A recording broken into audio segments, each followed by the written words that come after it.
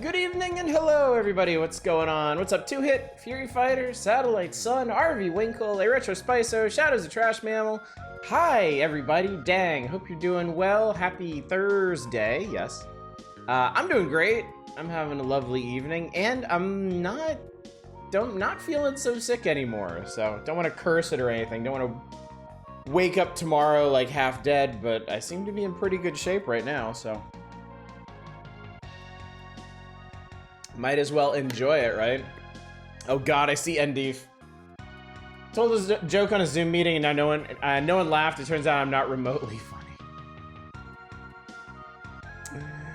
Oh you. What's up, Manic? You died? Well, rip you. I feel for you. Hey, ought to do me a solid and try saying stun seed backwards. Seed stun? Oh. Haha, I know. I get it. What's up, Eva? I'm doing anxiety medication. My body is made into opiate. That sounds exciting. Wow, today is so eventful for so many reasons. I actually laughed at that one. My old man now, yes. Honorary, if nothing else. So, all right, let me go back up to the top. Two Hit, you're definitely going to sleep early again. Got another early morning meeting at 6:30 tomorrow. Well, that sucks.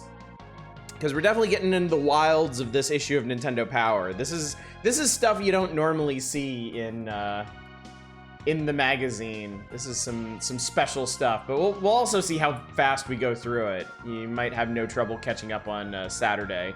We'll only make it a couple pages in.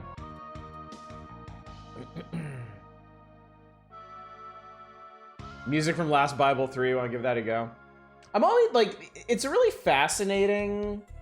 Like, that song that just ended was from the SNES version of Biker Mice from Mars. Like, these collections just have, like, really, really interesting groupings of music. A lot of stuff that I've just never heard of. And a lot of other stuff that I've heard of because it's in, like, later years of the magazine, but I never had the chance to play, so. Sadly, I don't think I'm gonna nominate anything for Friday. A couple RPG Maker games I've been curious about. I don't have time right now to vet them. That's a shame. We have a couple games to look at already, and I can always fill in the gaps myself, but certainly if anybody else wants to put forth a free RPG Maker game for tomorrow night's stream, please do tonight, because your last chance. I gotta get everything set up tomorrow, so. Mario Paint, please paint a Bob Ross picture, thank you. Can do. Ash is not with it today and he's up. Is Bofa in? What's Bofa? What's Bofa, Eva? Brenda's picked out a new commander for me. Check this out. I saw that earlier on Discord. That's pretty cool. I don't know enough about Modern Magic to know what it does necessarily, but it is a cool looking card. What's up, Chaos? Good to see you. Is that what Chaos comes from? I just got that. Finished a replay of Final Fantasy 1 yesterday and started playing Final Fantasy 3 again. Yeah, I saw you post about Final Fantasy 3. Yeah, I've only had one experience with Final Fantasy 3 and it wasn't really a favorable one. I played the DS remake of it and burned out on it pretty early on, so. Both of these medkits you strafing motherfucker. What's up, Justin Brez, a Planeswalker? So the answer is usually way too much.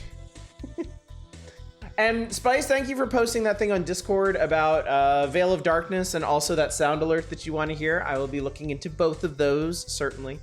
If y'all, I'm pretty sure everybody who's posting here right now is on our Discord, but if you're not, there's a link below. You should be there. We do things there. Things happen there.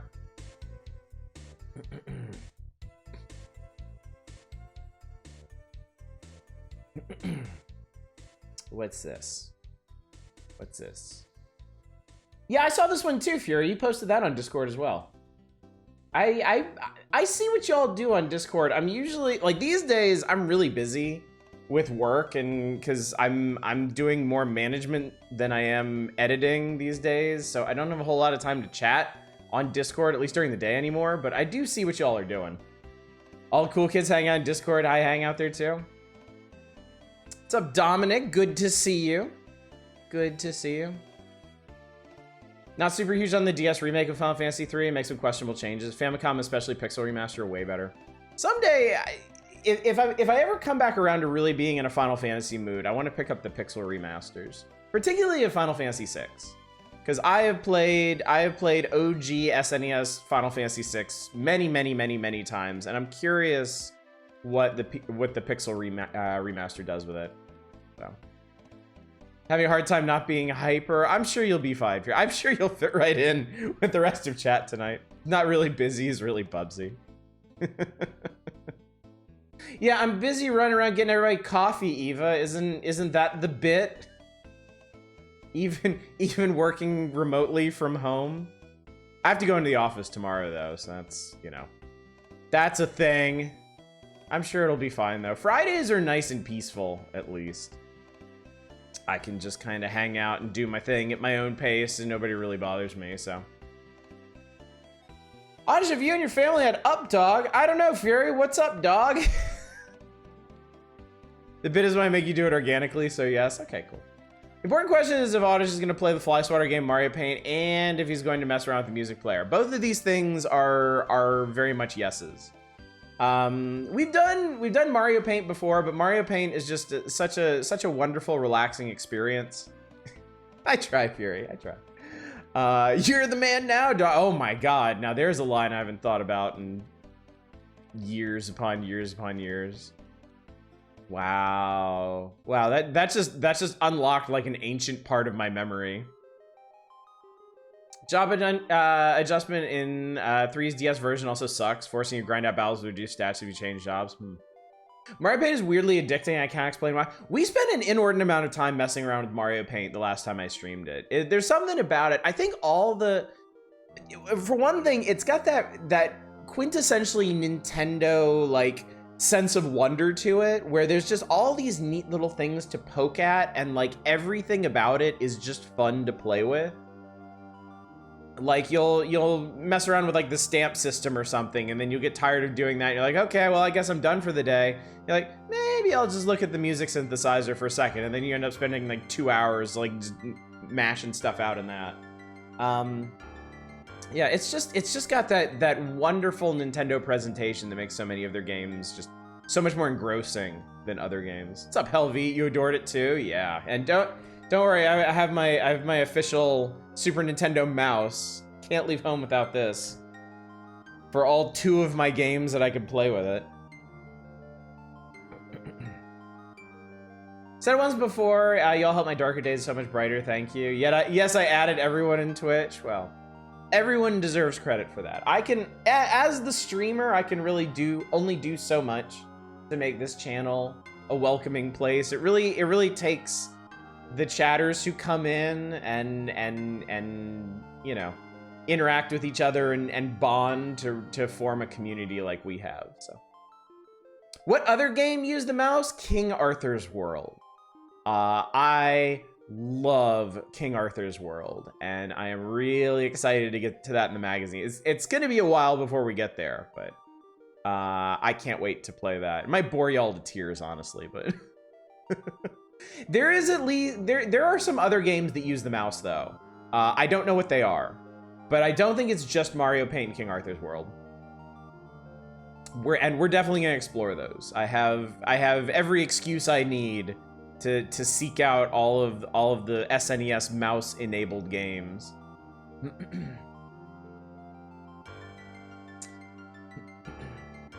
Got really good set dressing, meanwhile my usual art program is Grandborn. Remember my mom accidentally sucked the cord of my mouse over the vacuum and patched it up with duct tape? Oh, nice. Do you still have the plastic mouse pad that came with it? I do. Is that... Hang on, let me see if it's like right here.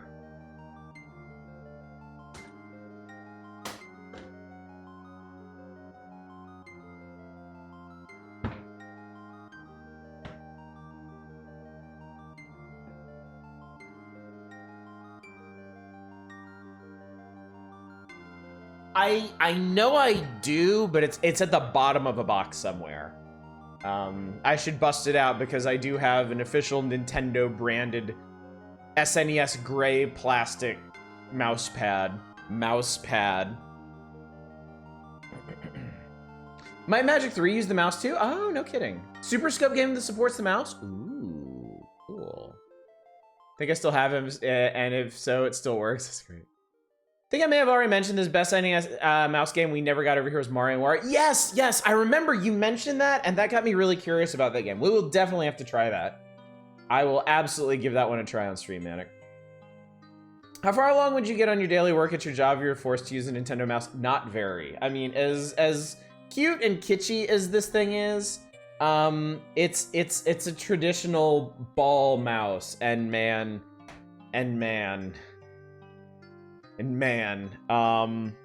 if you haven't used a ball mouse lately, you have probably thoroughly forgotten how far we've come technologically with our laser mice. It's ridiculous. It'll be fine, but man, kind of hated that thing. I love Mario Paint. Was so happy to see the Underdog show up in Mario Maker. Yeah, that was really cool. They actually took some bits and pieces from Mario Paint and carried it forward to Mario Maker, which is perfect. Mario and Wario will be mentioned in Nintendo Power? I don't remember that actually. Civ 1 used the mouse too? I didn't even remember that Civ 1 was on. Actually, yeah, I might. Actually, now I might. I think it shows up in the Epic Center. Now that I'm thinking about it. 94 and 95, I guess. The way your friends still use a trackball. Okay, trackball is different. Trackball is totally different because now they have high precision laser trackballs, and I know people that switch over to trackballs never go back. I know they absolutely love them. But yeah, it's because I could. Well, let's see here. If I open this up for you. Don't worry, I can get this back together. I pretty much had to do this literally every single time I used this mouse because I had to clean all the crap off of it. So inside here, you got your little rubber ball, right? And then, oh God, you probably can't see this. Oh, no, wait, you can. You see this little white roller here? That's what actually keeps track of the motion in there. Wait, is there... Wait, I think there's 3. Yeah, there's 3. There are 3 rollers. I think the white one might just be to keep it in place. There's 1 roller at the bottom and then 1 roller opposite of... You probably can't see it at all, but yeah. And oh my God. So I used to play Super Nintendo sitting on the carpeted floor of my room, and I would have that mouse pad there on the carpet with me. But I mean, it basically just, yeah. Our Dominic says it better than I ever could. All the hair in your house will end up inside the mouse, wound around those rollers. Yes, exactly. At literally every single time I tried to play Mario Paint or King Arthur's World, I would have to clean this damn thing, like, repeatedly. It was so annoying. Yeah. There we go. It'd be fun when we can't put it back together at all. I put it back together. It's fine. Everything. Remember, this is old school Nintendo hardware. The stuff that will, like, never break ever. Actually miss ball mice because it was fun to play with the balls if it was a toy. I mean, it is kind of cool. I can't show my kids this. I will never show them the Super Nintendo mouse until they're, like, in college, because otherwise they will take it apart and they'll play with the ball. My first laser mouse, you had to use a special metallic mouse pad with it. I remember, wasn't there a period when they were first coming out with laser mice that they would display them on, like, mirrors? I think ostensibly so you could get a better look at the underside of it, but also they didn't fucking work on mirrors, so I remember seeing displays like that at Sam's Club and stuff. Death to analog. Did they make an infrared mouse for wireless? No, they never made another version of the SNES mouse. Yeah, now they work on anything. Civ 1 also got a PS1 port in Japan that gives you Populous vibes. That's interesting. A bit off topic, but there are Japan-only SimCity games on the Nintendo DS. I believe there's 2 of them that I've always wanted to play. I considered buying them when I was living in Japan, but I never got around to it. They're like historical SimCity games. They're like SimCity games where you build your city through different eras, and like so you can build like old Edo style like Japanese towns and stuff, and I always thought that was really, really cool. I probably should have picked those up while I had the chance. It's a Japanese port of fucking Darkseid. I'm a college-age person. I would play with the ball. I mean, I would play with certain balls. On the Spectrum, I guess took the mouse apart, told the ball to spun the plastic ring on my finger. Of course, of course. Sounds wild, yeah. One Japan exclusive game I learned about seems really cool is the 3DS Yokai Watch Tactics spin-off inspired by Romance of the Three Kingdoms. That is a lot to take in, but that does sound pretty cool. That does sound quite neat.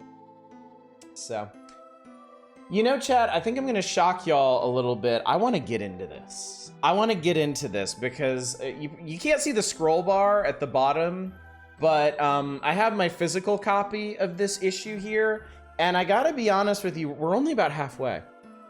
We are only about halfway in. We're there right now. And it's interesting too. So this Mario Paint special it's like a special insert here. It's like a smaller book inside the book. And then after that is a whole like Super Power Club section that we're gonna get to. And then after that, after all of that, that's when we get to like the, I think that's when we get to like the top 20, is it? Well, no, yes, the top 20 and now playing, and the now playing in this issue is really big. So I think we kind of got to get to it, but also I just kind of want to screw with Mario Paint. I'm excited to play some Mario Paint tonight. And of course, all of this conversation can continue during Mario Paint. I don't need to laser focus on Mario Paint content. So I had to grab my hand mirror and test if my mouse works on it. Nope, it's getting up there in age now. He used to make spaceships with his fat cat pet. Dude, me too. Me too. I used to make spaceships. I used to make like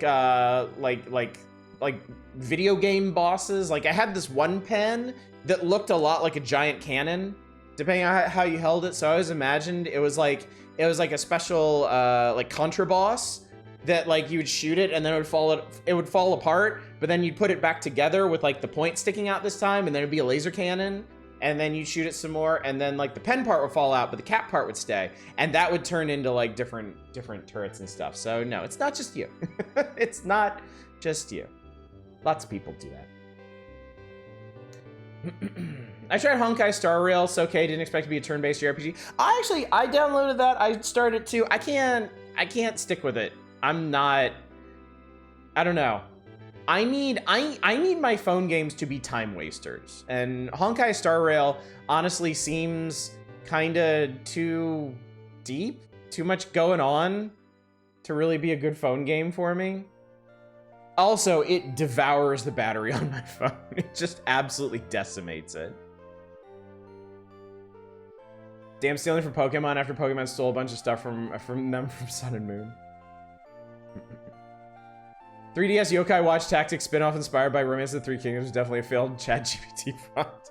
What's up, Grunt Fodder? I amend my comment to almost everything. City Shrouded in the Shadow is a game I really want to try someday just because I love the idea of a mecha game where you play as a normal-ass civvy having to survive the Evangelion mecha Ultraman, a bunch of kaiju and fucking Patlabor mechs causing mayhem around you in a huge battle. That does sound cool. What's up, Lodra? Hi, good to see you. Of course you have to concentrate on Mario Paint. Man, you just spread the blue sky a little too low because you're not paying attention.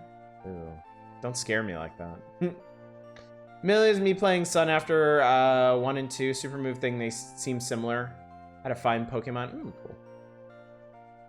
Interesting. I do want to mention two things. Well, I guess I already mentioned that tomorrow night is RPG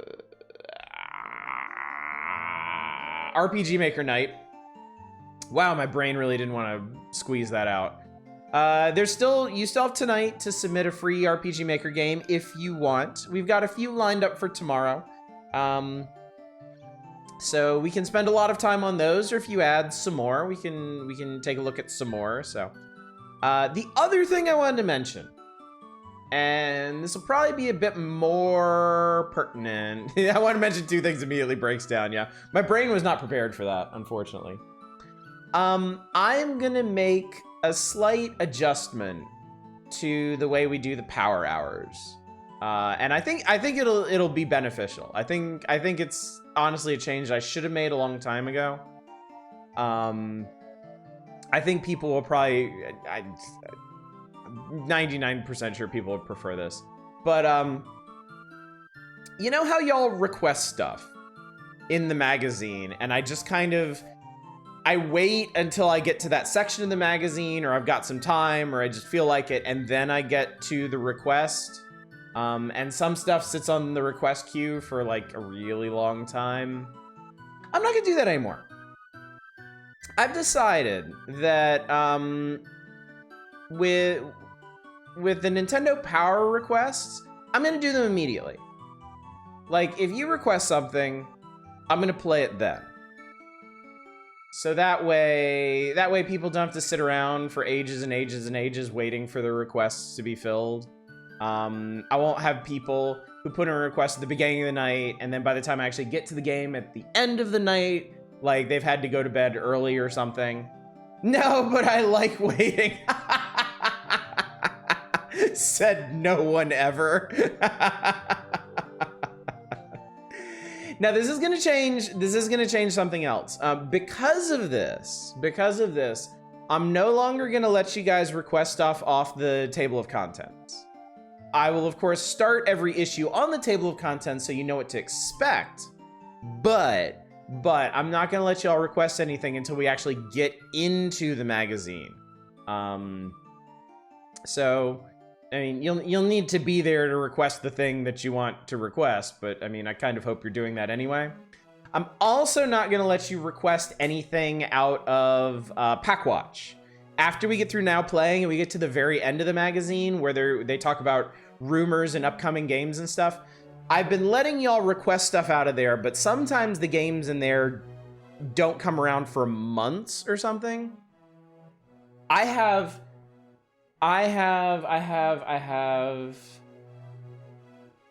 requests in here from 4 months ago. Like real, not 4 issues ago, 4 real world months ago of things people saw in Packwatch that still haven't come up yet. And I don't think we need to do that. I don't think we need to do that because they are, like, the stuff that we're gonna play, they are gonna come back. So yeah, you don't need requests to sit in the queue forever. I'm guessing it'll probably make it a bit more chaotic, first come, first serve. I mean, there's no first come, first serve to requesting Nintendo Power games either. I mean, it's just if you want to see something, put in the request. Like, a lot of the stuff that we end up playing, multiple people request anyway. Because someone will request it at the beginning of the night when we're looking at the table of contents. Someone else will request it when we actually get to the magazine coverage. Like a third person will just come in and be like, oh shit, it's this game, and just instantly mash request. It doesn't matter. It doesn't matter. There's no, like, it doesn't matter, is what I'm saying. So, what about stuff we know isn't coming at all, unreleased, Japanese only? Then we need to talk about doing those. We need to talk about slotting those in between issues, because that is going to be where we make the time for that. Same as finding like big games in these issues that we can't really do a full playthrough of while we're going through the issue. Like if we get to, I don't know, if we get to like Dragon Quest IV and you all are like, you gotta play this, oh my god, you gotta play this, then we need to slot it in between that issue and the next issue. But yeah, if there's stuff from the Japan Watch or stuff that was like just never released here, it released but it never released here, then we need to talk about a night to like kind of stick that in. That's what she said. Yeah, like I wanted to see Oddish hate his decision, so I request Monopoly Community Night when. Just waiting for the next word game. Yeah, they're never that far away, are they? All I want to see is the official Godzilla tournament fighter. I feel like that's coming. Yeah. Going through some issues right now, all right. Big mood. Big mood. I'm willing to still request RoboCop every time a random thumbnail shows up. Oh, yes. Oh, yeah. Don't worry about that. Everything between the table of contents and pack watch is still fair game. The top 20 is still fair game. The player, the high score page, I know it's changed a bit. That's still fair game. Counselor's Corner, classified information. Shit, if you see a game mentioned in the stupid letters page, you can request it off of that. So yeah, I'm not getting any stricter about what you can request. It's just I want to make sure that we're requesting things when I can play them immediately. The only reason I'm not going to let y'all request stuff off the table of contents anymore is we would basically do all the gameplay for the issue up front. And that wouldn't be very fun because then it would feel like there'd be no point in going through the issue if we've already played all the games. And I'm not letting you request stuff out of Pack Watch because I would prefer to get to when those games are actually featured in the magazine. So, yeah, everything in between them, still totally fair game. Still obsessed with the idea of Oddish playing every single Japan-only Sailor Moon SNES game. I'm not against that idea at all. Retrothon is live, and I might be doing a Monopoly run for them late in the marathon. Oh, cool. Oh, cool. Either top 4 or Gertrude Percent? Would you care to expand on the concept of Gertrude Percent, Manic? You've piqued my curiosity. Looks like one of the game requests won't get featured in Nintendo Power. The Bigfoot game looks like it might not actually show up. Yeah, so we'll need to do that. We just need to find a place to slot that in somewhere, so. Anyway, when we're done with this issue, I'm gonna go ahead and clear the queue. Anything we don't get to by the end of this issue, I'm just gonna go ahead and refund those requests, and y'all can make them again when we get to those games. And then Bigfoot, I'm kind of hoping for Bigfoot, we just have some time. Like, we're probably not gonna finish this issue tonight. I'm just thinking, because there's so much to cover, and we're already half an hour in, and I haven't even started Mario Paint. So hopefully on Saturday we'll have some time at the end to do some corner casey stuff like Bigfoot. Just heard a banging 8-bit rendition of the American theme of Sailor Moon. Oh. Still waiting for the big Barbie game-a-thon. Gertrude is probably the most annoying NPC to face off against. So top 4 is all of the top 4 players, and Gertrude is one of them. That is interesting. Monopoly has NPCs. The SNES, NES and SNES versions of Monopoly have specific AI players you can play against. I don't know if they have their own personalities or not. But they have names, they do exist. They are real and strong, and they are not my friends. So,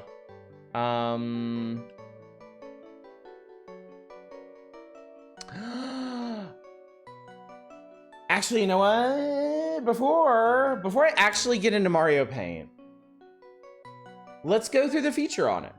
Let's go through the feature on it and get some ideas. I wish I had a good way to have gameplay up and the magazine. Like, I know I have the little tiny magazine inset when I'm playing games, but it's not big enough to actually point stuff out for you. And on my setup here, I can't see the magazine while I'm doing that. So, I mean, I guess I could. It's fine. It's fine. I want to talk about this because this one actually, I showed y'all the Mario Paint player's guide that I got.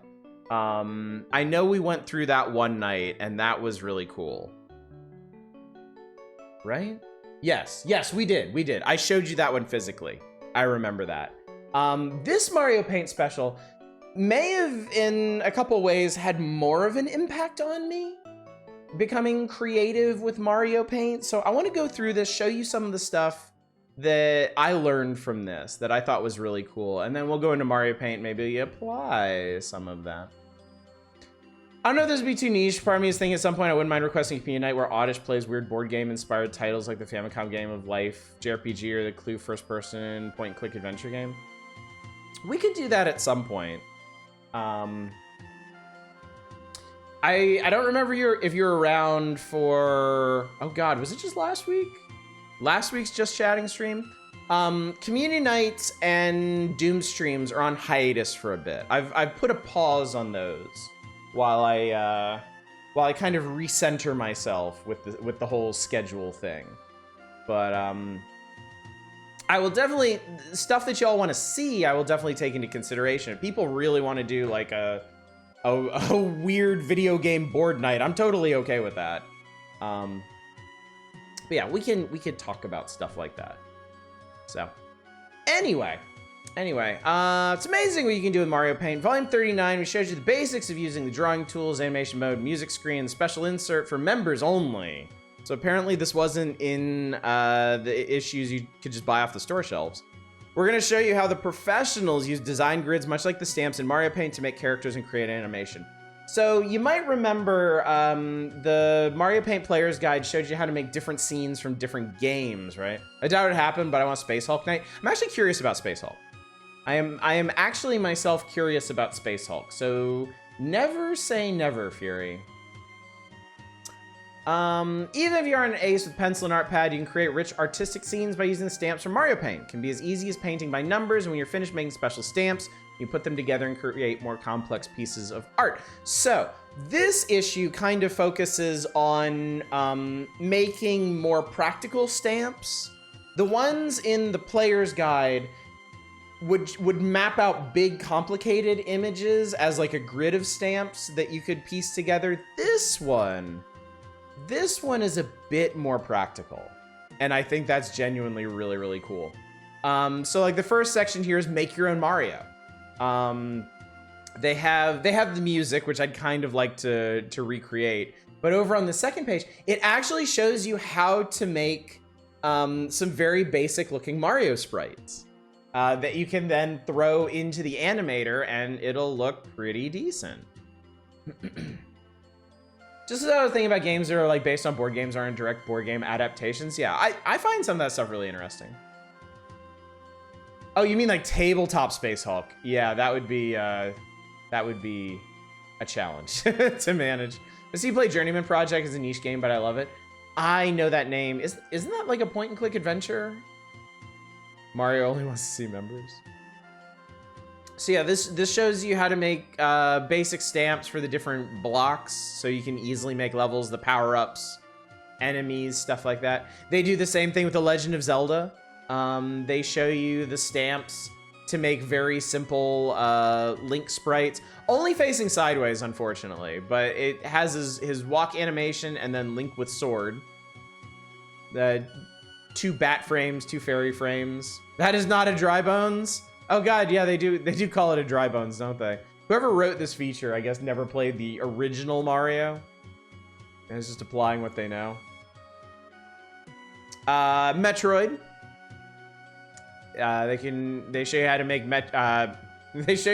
Metroid being chased by a Metroid. Samus. They go a little bit more in depth with the animation frames here. They give you 4 animation frames to work with. And then the different background sprites you can make.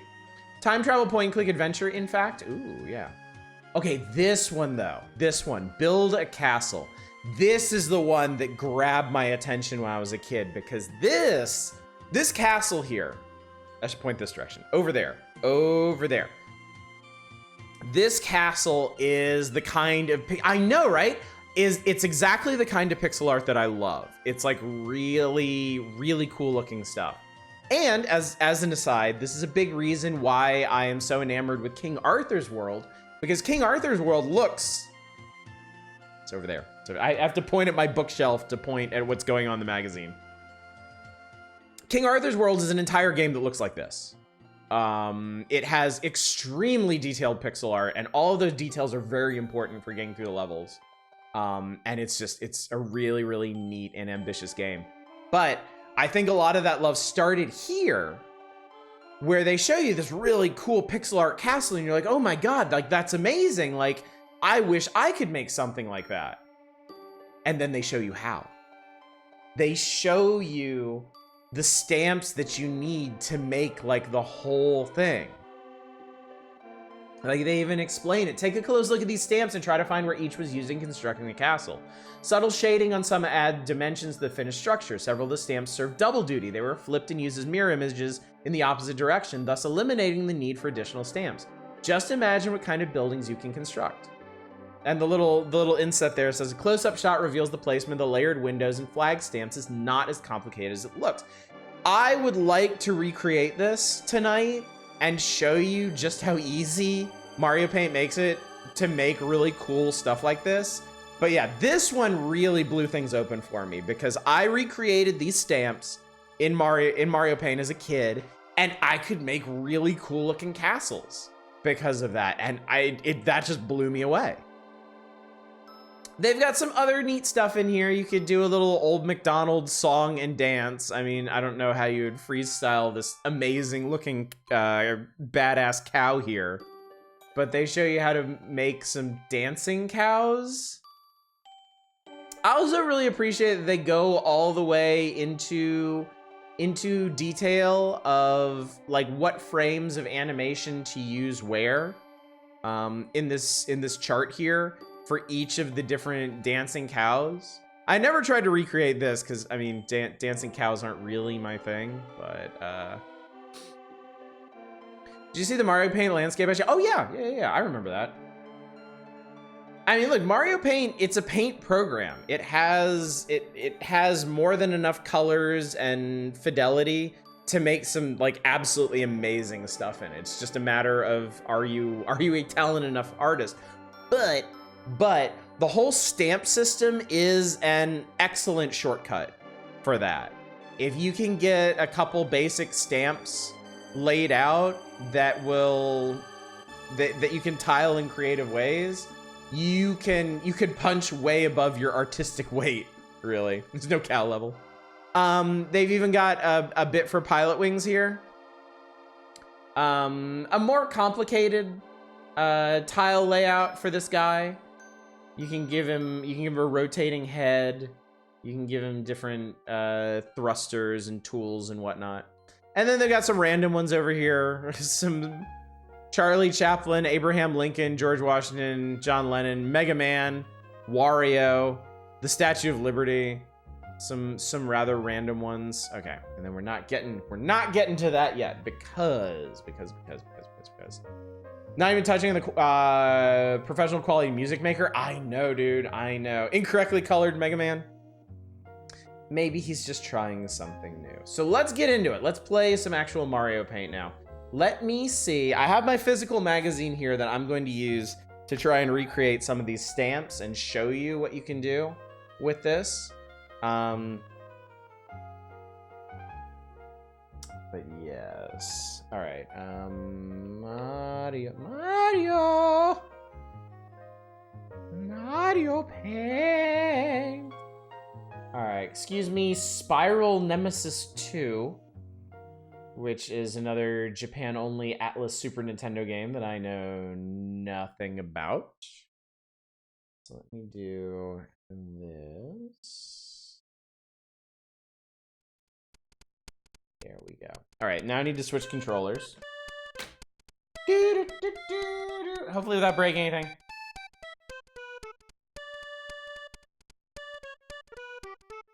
Do this very gingerly. My Super NT is very sensitive. It's good. I found it frustratingly short in terms of how long your music could be. Probably memory limitations. Yes, it's definitely memory limitations. You really only have the option of making stuff that loops really entertainingly. Are the PC Mario Paint Composer still available? The non-official one? Could be.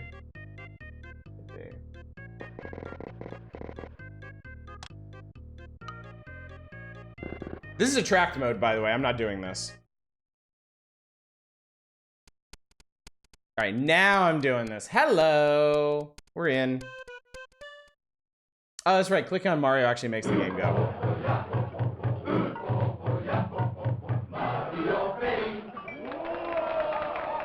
Forgot about that. How many minutes before it just starts drawing penises everywhere? Okay, let's see. First things first. I need hair speed. I need cheetah speed. I just don't have that much space. Shaboom! All right. Let's go into, where's the spray? Ah, here it is. All right, here we go. Special stamp. All right, let's move this a bit. Remember discovering you could click on the letters in the title and stuff would happen? It was like, whoa, it's really cool. It is really, really cool. All right, so let me get in here. We're doing this. We're doing this, chat. I got the castle feature right here. Oh, look at Undo Dog at the bottom, just wilding out. Okay, let's make us. Yeah, you get back over there, buddy.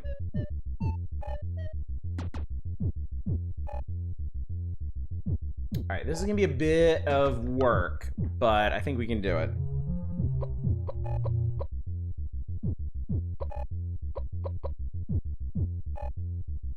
Let's see, so that's that. Then we do some of that. Then we do some of that. And then some of this.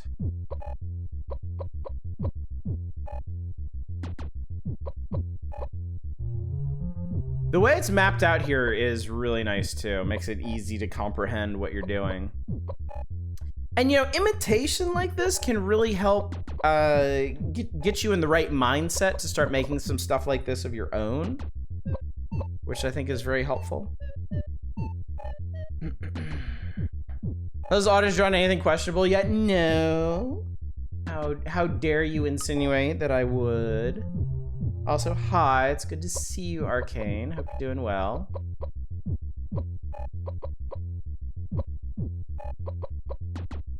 Also, I think we can all agree that this music here is something of a jam. Boop, boop, boop. A lot of our practice is mimicking and sometimes tracing. Yes, absolutely. Absolutely. You have to start somewhere.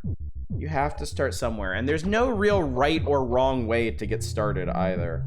You can't really let that mindset keep you from making the attempt, you know? I've actually had that problem with writing, and in particular with learning to code. Like, I feel like I've had a lot of trouble learning coding in my life because I've had this mindset where I had to learn the fundamentals. I had to learn the right way to code. I had to learn how to do everything myself, when it actually turns out that the most successful and prolific coders don't do that at all. Like, if something has been made, if something has been established, they just use that because they fucking know it works.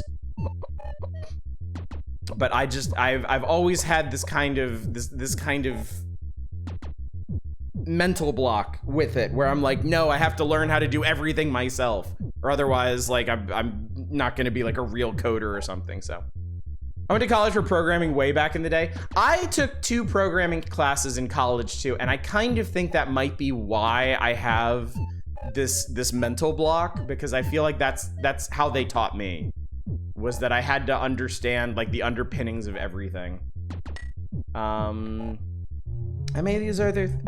13. Oh, perfect. Okay, we don't have to save over all of them. All right, so there's that. We can actually use this as a starting point for the next one, which is handy.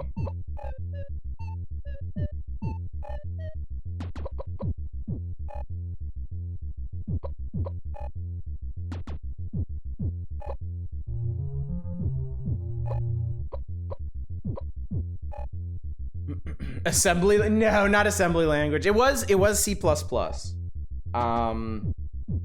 And it was basically it was like all theory. Everything in my intro to coding class was actually pretty solid. I had a pretty good professor for that. I learned a lot of really practical, useful stuff in there. I got a pretty good foundation in coding from that. The intermediate coding class I took, I think, is the one that broke my brain, because that one was like all theory, like nothing but theory, and like the principles of writing good code and stuff, and I think that really fucked me up.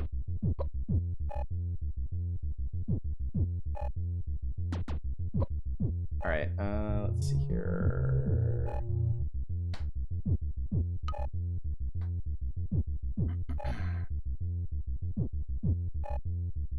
You know what I learned? I was way better at breaking code instead of making code. Turns out there's a career path for that, so that's how I got where I am now professionally. Breaking code in a meaningful way, at least. Nice. Fuck, he's even has time for assembly. It's a coincidence. C++ was my grade in coding class, too. Assembly is actually kind of interesting if all you want to do is a little math. Actually doing anything significant with it seems like a big ass, though I know people do it. You know, the funny thing is, what was the language, what was the language that you would feed into the Commodore 64? Where each line was like 10, 20, 30. It was like 10 go to 20 or something. What language is that?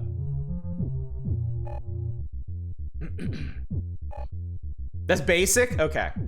That was actually my introduction to coding, because my parents had a Commodore 64 and they got me like a kid's introduction to coding. And it had a bunch of programs in there that, y'all know this, y'all remember this. You would sit there and you would enter like 600 lines of code, one line at a time, without hitting run, right? You had to put in the whole program all at once, and then you could run it and it would make like a pixel bounce around the screen or something. And I found that really interesting. I found it really, really genuinely interesting. But it was many, many, many years later before I ever did anything with that start in coding. And ultimately I didn't do much. I did learn, okay, so I tried, okay? After those coding classes in college, when I was living in Japan, I tried to learn coding on my own, and I picked up a book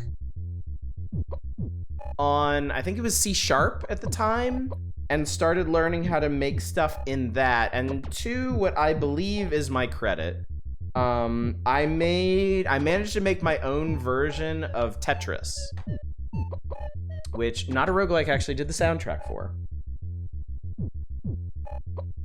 And I even did my own graphics. I drew my own Tetris blocks in crayon, and I drew multiple versions of them so I could animate them in like the Yoshi's Island style. And it came out really good. It came out really, really, really good. I was very proud of myself for doing that. The problem came when I wanted to branch out from that into making something purely of my own creation. I got very lost trying to do that.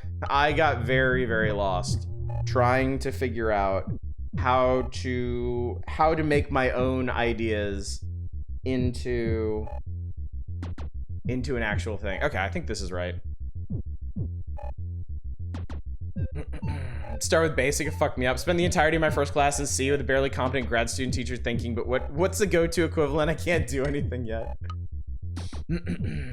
My dad has this dense spiral-bound book that had games written in Commodore BASIC, literally hundreds of pages you were expected to do in one sitting, or at least without turning the Commodore off without mistakes. Dude, I know, yeah.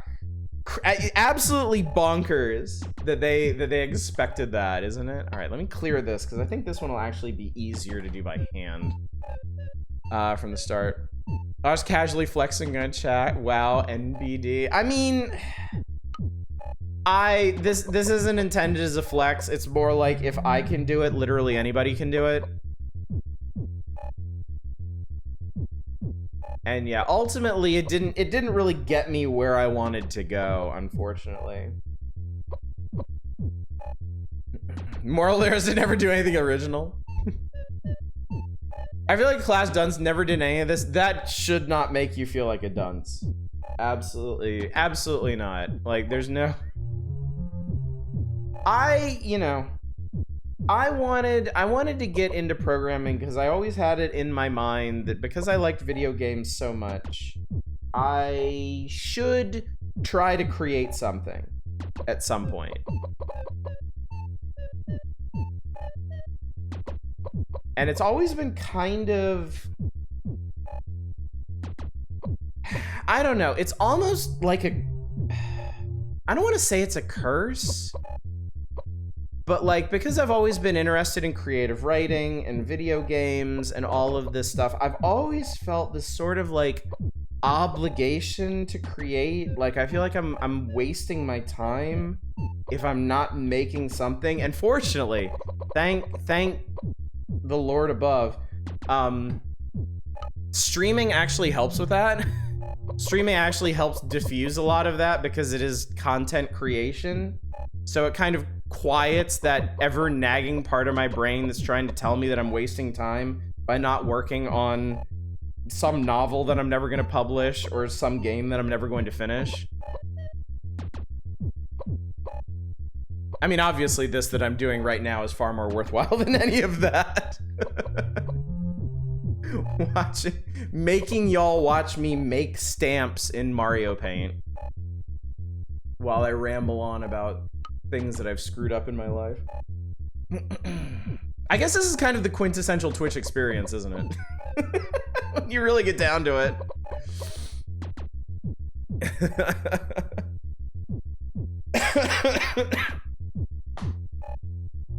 I honestly don't think I have the patience. Maybe work on models, ideas, and mechanics is more my speed.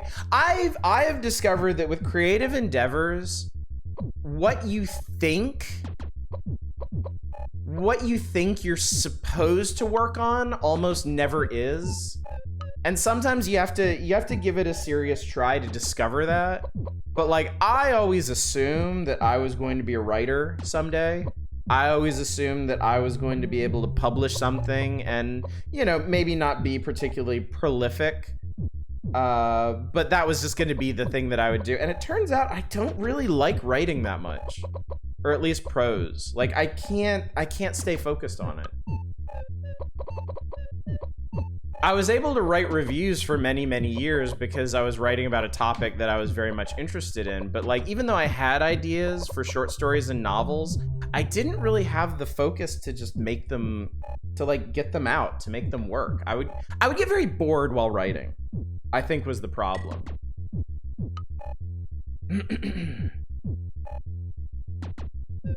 Glad I heard what the game industry is like before you went too far down that road. Yeah, that's also pretty, that's also a big factor, honestly.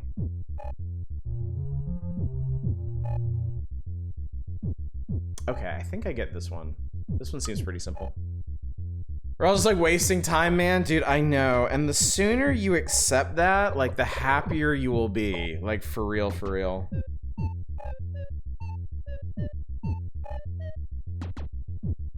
I don't want to do that. I don't want to. Okay, I don't want to do that. We'll start from the bottom. And then skip 3, and then I think we're just gonna do this, right? Because yes, that divides it evenly. Okay, cool. That makes it simpler. Okay, and then we put these over here, and then the other ones like at the midpoint. Where is that? Like 6. Oh no, not quite. No, we gotta go like 7 in and put additional ones, and then these I guess will go. Yep, right in those midpoints. Doing the brick textures. Big game ideas of Souls-like based on a sketch going to other art to steal their art styles, colors. The end game being like games into real life. New game plus getting dragged back to the original sketch world. That sounds really cool. That sounds like a really neat idea. Also extremely ambitious. So my whole idea guy phase in video games has been thoroughly tempered by the reality of making games, and over time, like, I still want to make games. There's actually a game that I really want to make right now, but I have scaled back my ambitions so far.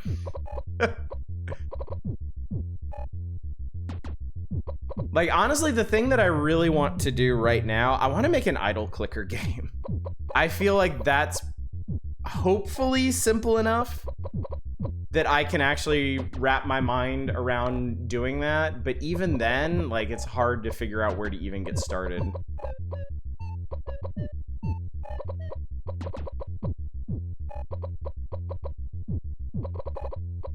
I think I just need to find, like, I'm sure somewhere online there's like a tutorial, like, here's how you make some stupid time-wasting idle clicker game, and I just need to follow that, like, word for word. That's just what I need to do. All right, and then there's like a transitionary one of these, which, now that's interesting. It actually uses different.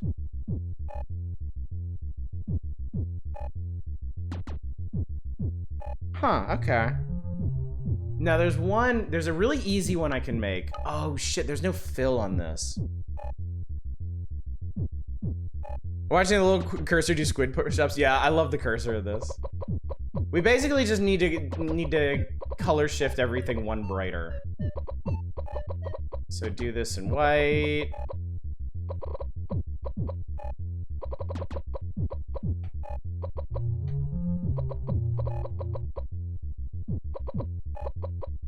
And then do the next one in light gray.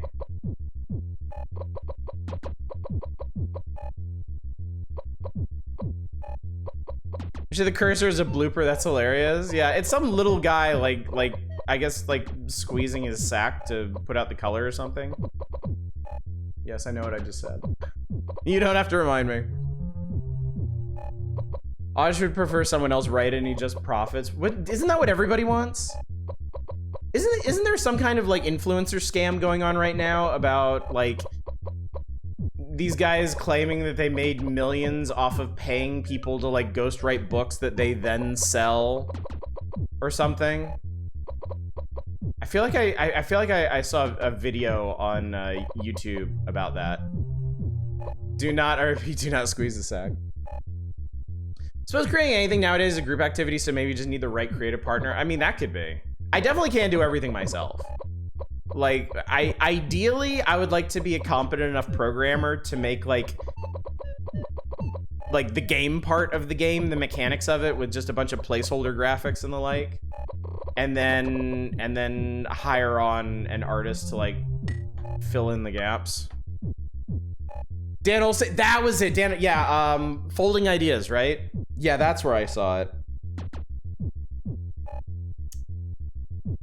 Okay, I tell you what, let me just do like 2 more of these because I am aware this is time consuming. I feel like it must be pretty relaxing, honestly, to watch this. But I also don't want to spend the entire evening doing this. I think if I do 2 more pieces, I can make a pretty convincing castle.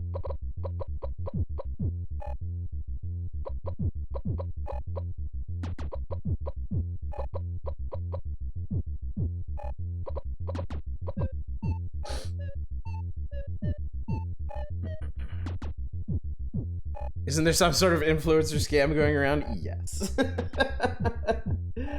Yes, there is. All right, so we want to do that.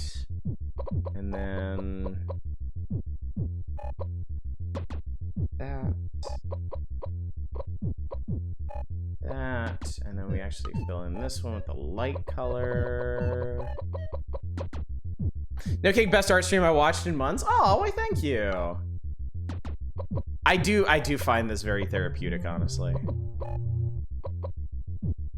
No pressure art because you're basically just following a guide. So that's the tower topper. And then I want to make just 1 more. I want to make the flag holder because the flag holder is a pretty useful piece of kit. He's the line goes up guy. That was a really good NFT takedown. Yes, it was. It very much was. Yeah, I watched a bunch of his videos after discovering him through that. Just a really, really interesting guy. His most recent one, I think, is on Decentraland, which is really interesting and really sad. But in a very Schadenfreudy kind of way.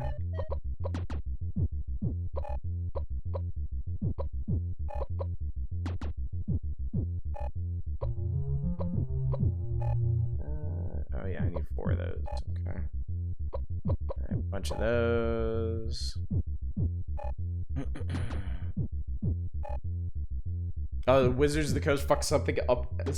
Did Wizards of the Coast fuck up something else? They can't really give themselves a break these days, can they? They just gotta screw something up. Dude.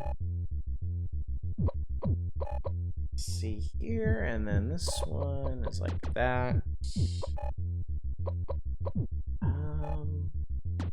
Hard to make out, but I think I got that right. There's that, and that, and that. I wish I had the sense too. I know I could develop it. I know I could develop this kind of pixel art sense if I just worked at it and copied stuff like this, but that in of itself is a pretty daunting prospect. And ultimately, I don't think it would be as useful for me as learning to create like code and stuff. Told you. Okay. If this is what your thing looks like, consult a doctor immediately. Started the Decentraland one last night and finished it today. Yeah, it is bleak, dude. I really love his In Defense of 50 Shades videos because they're the classiest critique ever. Only their set release schedule is consistently good as their script schedule. All right, we're done here. All right, so let's go into the oh, we are in the stamper right now. Let's go to this. All right, so this right here is like our tower base, right? How did okay, I skipped one, but that's okay. I think we can just use these. Let's see. Where's the flippy? Where's the flippy tool? Ah, it's over here. So there we go. Now we have a tower base. Okay, and then yes, the tower edge goes like so.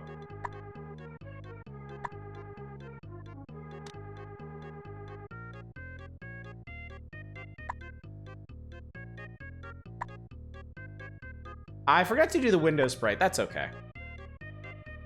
And then let's flare this out a little bit. Like so.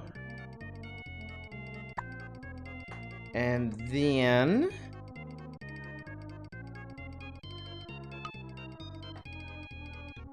yeah, I didn't make the piece for the bottom of the towers, unfortunately. Let's see if I can line this up. Like so. Is the way to set up the screen as a grid to help you align the stamps? I don't believe so. But also, like, this isn't a very high resolution screen either.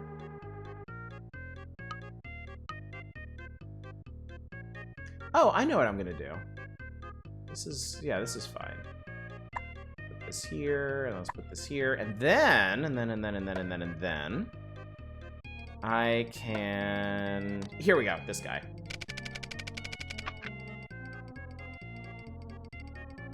Oh, you know what? I think I want to... hang on. Can we do this? Can we do this with expert precision, perhaps? I forget how these lines work. I forget if we have to go on the outside or what.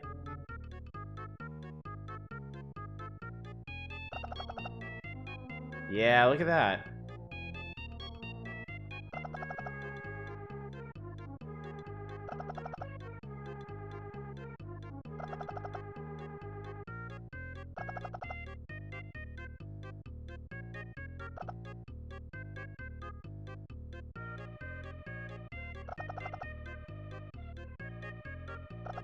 Check it out, chat.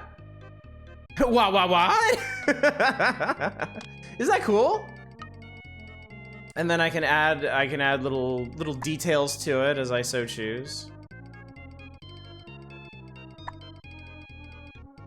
And of course, if I had planned ahead, I could have layered in like a background or something. I guess I still kind of could.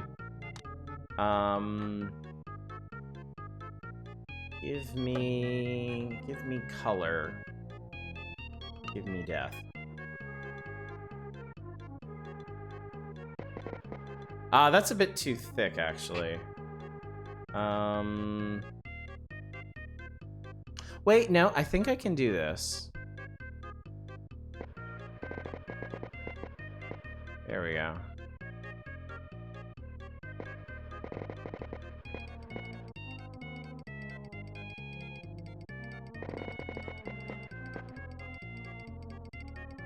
You just earn 1 E52 XP for your current pixel artist idle clicker level. Yes! That's all I ever wanted. That's fine. Happy accidents. Somebody said they wanted me to Bob Ross this shit. We'll Bob Ross this shit.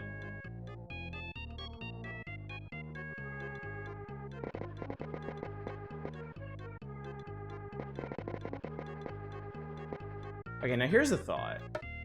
There's some interesting textures here.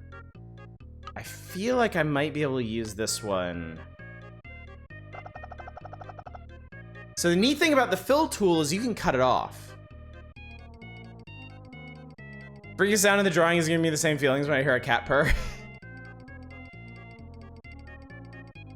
Okay, let's do a little bit more of that, and then like stop it there, and then... I don't think that would quite do it.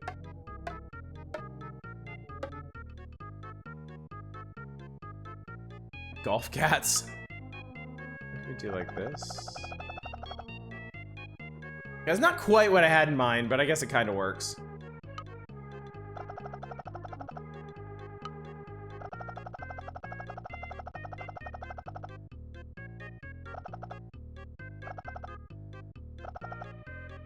We should stream Putt Putt Goes to the Moon sometime. Yeah, that'd be fun.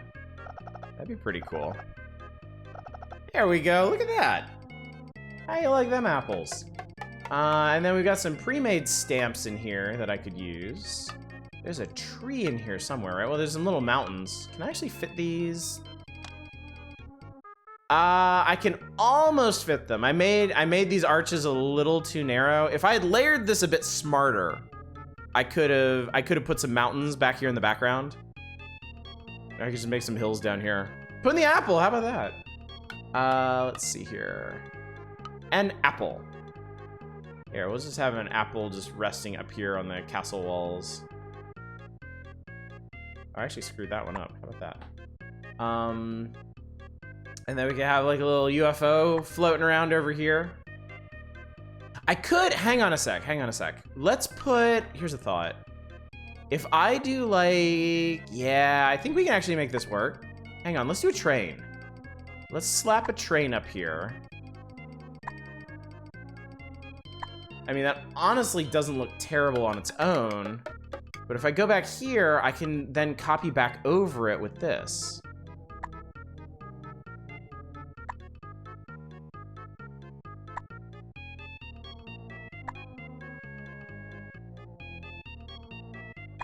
And boom, there we go. Yeah, railroad viaduct. I did that for a high school English project. What else do we got? We could... I mean, the other thing, and I feel like I showed y'all this last time, Mario Paint does have its own, like, some of the built-in ones are actually genuinely useful for making your own tiled scenes and stuff. Ah, here we go. This is what I need. I need these little trees. I need these happy little trees. There we go. Oh, I screwed that up. Well, that's okay, because you could just redo that.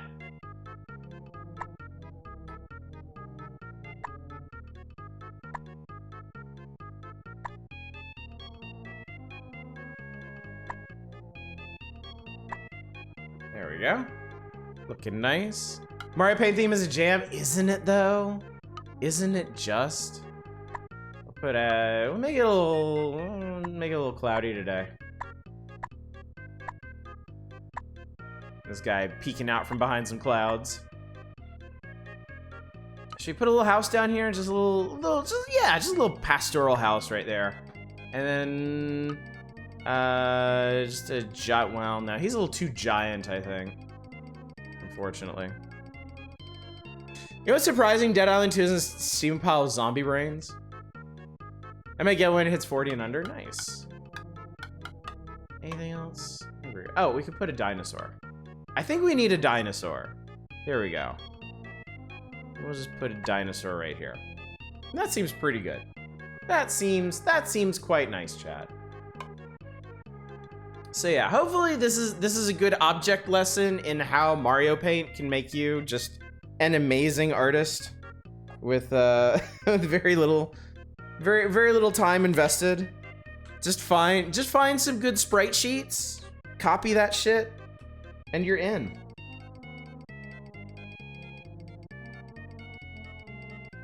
I'm kind of curious I'm kind of curious, before we leave Mario Paint behind, I know we spent a fair bit of time on this tonight, but I mean, like I said, the beautiful thing about Mario Paint is there's just so much stuff you could do in it.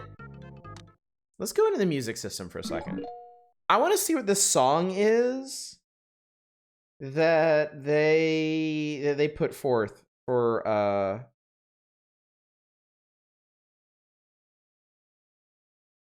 Now, this might be a bit challenging, honestly.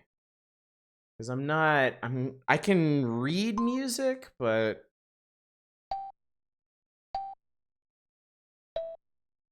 I might just do the first couple bars of this.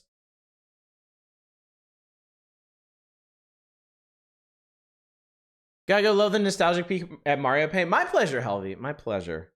Hope you enjoyed it.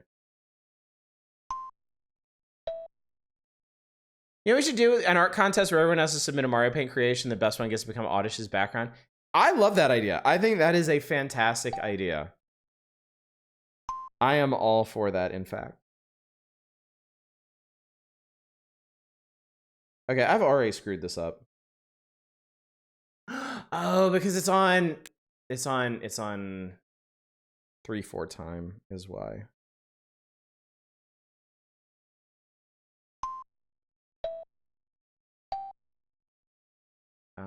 There's the erase button. Fuck out of here, Mario heads. I don't need you anymore. Creativity only comes out when I'm breaking other people's stuff. We just gotta find you the right thing to break then. Let's see.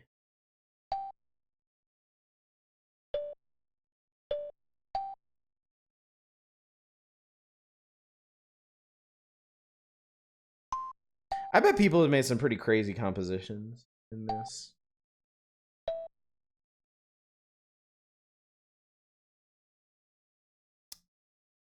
Okay, so this is 6.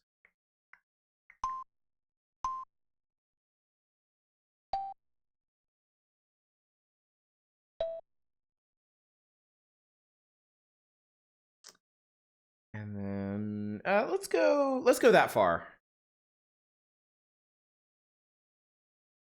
We're shocking anyone that played Chaos Space Marines in 4K. That might be the least shocking thing that anyone has said tonight.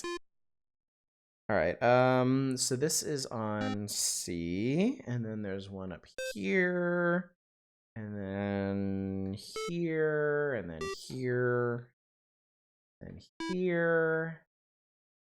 All right, bar 3 is here, here.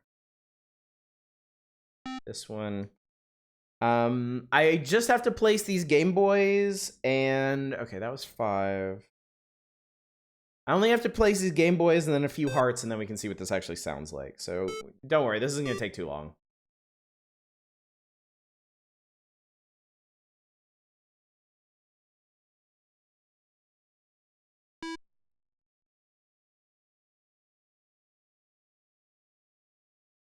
Okay, and then we do the hearts. Boom. Okay, that goes there. And that goes there. 1 on 3. That goes like yeah. And there's 1 on 4 that goes yeah. And then this one actually kind of goes.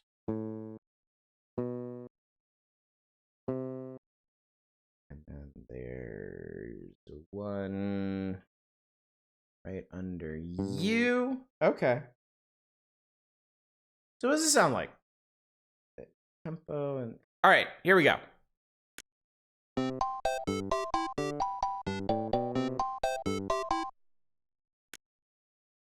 Who knew that's what I was making?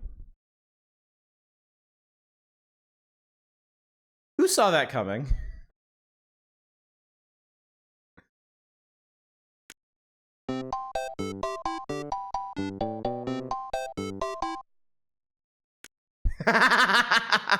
Well, okay, wait, now I have to put this in, and I have to loop it.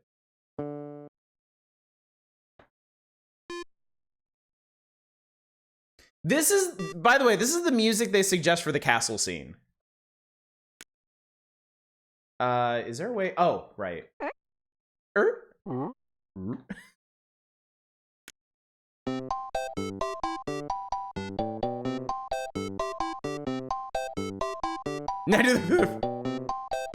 I screwed that up, didn't I? The fifth one?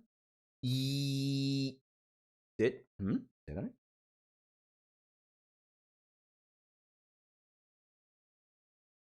That's what they have here. I can hear it too, but I'm not smart enough to fix it.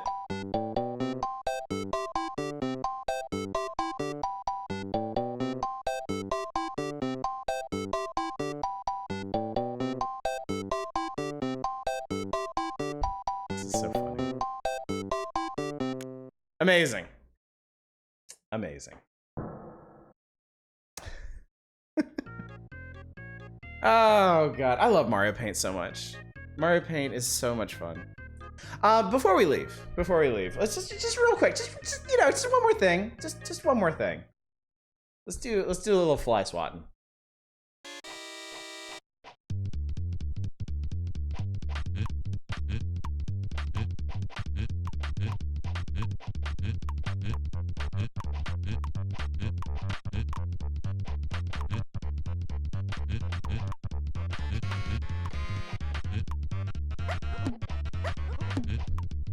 The sound effects of this are so much fun.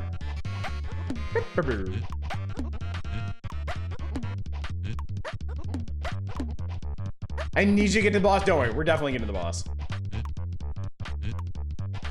I think the last time we did Fly Swatter, I think I had to stop. Like, I don't remember them beating me. I think I had to stop. Oh, these guys shoot shit, don't they?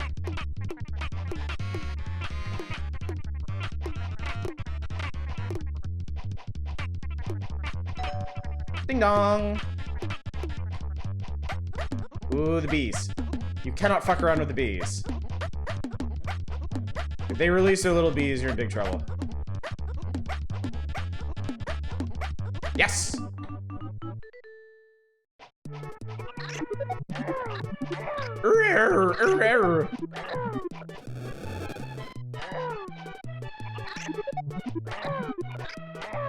I forget we passed Zombies Ate My Neighbors. No, we are not. No, we are not. I streamed Zombies Ate My Neighbors a long time ago, but yes, we're definitely coming back up to it in the magazine. And we will spend a fair amount of time on it because I love that game.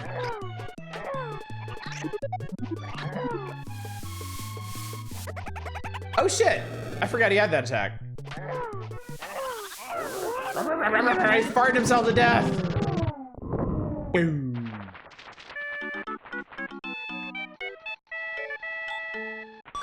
Bloop. Can't tell you how many hours my brother and I put in this game with our neighbors.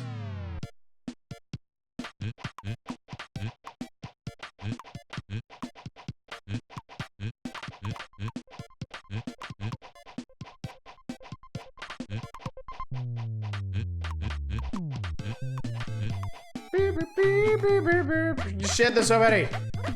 Jesus fucking Christ. No. Don't want him. Don't want him. No! Ah!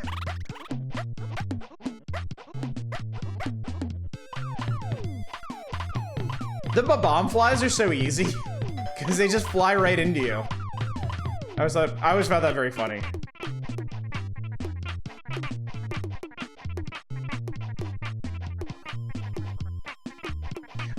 I actually prefer the higher levels in this game because the enemies come out so fast. Like, they actually go much faster than the early levels. Neighbors are terrible at this. It couldn't be the first boss. Ah, shit. Let's make too much time for you, chat. You're too interesting. They're convinced it wasn't possible. They probably just, They probably just, like, spam clicked on him. Brother and I, we knew we could do it.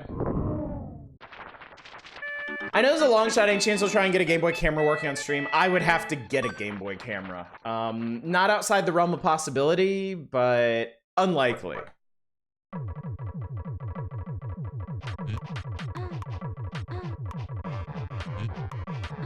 Dude, I love this music so much.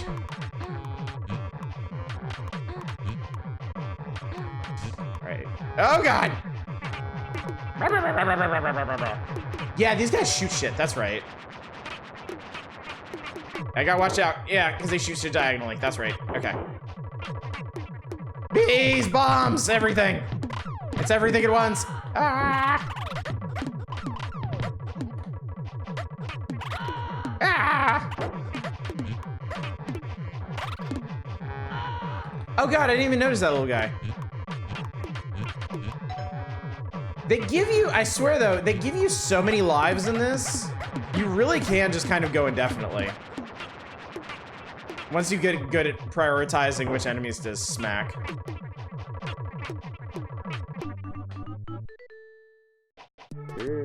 Whoa. Oh yeah, this guy sounds different. He's way faster.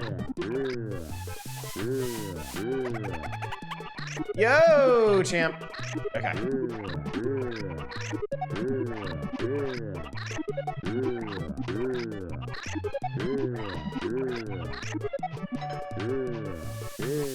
Die!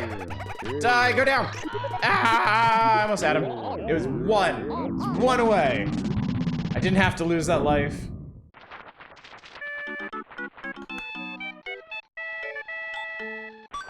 Say damn. Durm. Durm.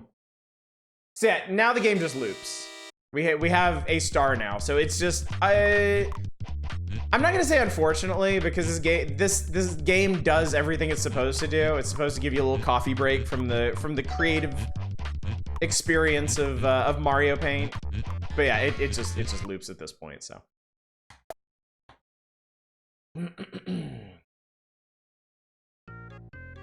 So yeah, folks. I believe with that we shall conclude our Mario Paint experience for the evening. There is so much more to do. I feel like we could pretty easily spend entire streams just doing Mario Paint, just creating different things. I mean, tonight we didn't even get into the animator, and I won't be tricked into doing it. Thank you very much. But yeah, there's a whole bunch of artistic tools and the whole animation system that we didn't even touch on tonight. But yeah, Mario Paint is just, it's such a wonderful creative tool. It's one of those creative tools that's really designed to get your imagination going. And I feel like that's the most important thing for kids. You don't need to teach kids the fundamentals of art. You don't need to drill down on that kind of stuff. You just need to get kids to enjoy art. You just need to get kids to enjoy the creative experience. And I think that's where Mario Paint really shines. It's a great tool like yourself. Eva, that might be the nicest thing you've ever said to me. All animations and sound effects in Mario Paint's interface are wonderful, just so full of life. They very much are. Can you humor me and play one of the songs that comes preloaded? Oh yeah, sure. I'll play all of them. Why the hell not? There's only 3, as far as I know.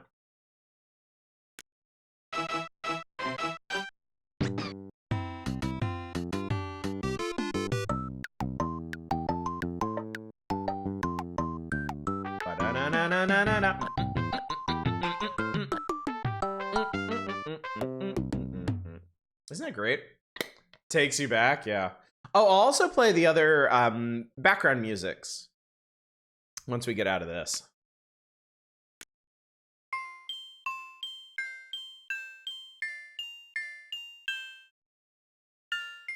One of the nicest versions of Twinkle Twinkle Star you'll ever hear. I think you can change the tempo? Yeah, you can change the tempo while it's playing. And it's a dramatic shift, too.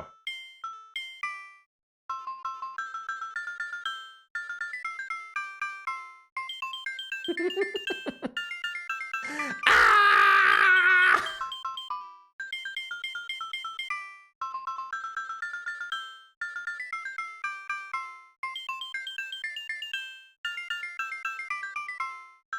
Sure, is also tuned to the ABC song or Baa Baa Black Sheep.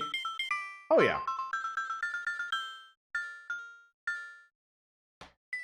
One thing I remember doing as a kid is I would take this one, Go to Sleep Child any percent. I would take this and I would change out the notes. Yep.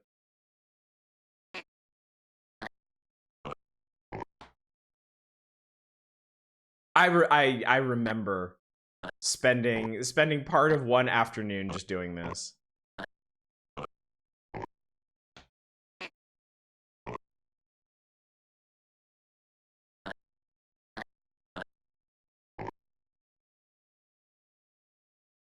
That said, I'm willing to accept this is Twinkle Twinkle because the notes are stars. Thank you. I appreciate that. Here we go.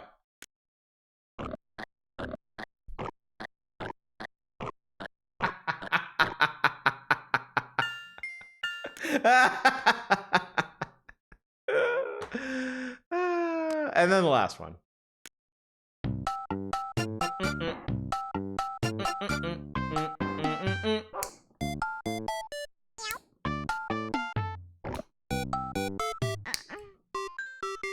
Dun, dun, dun.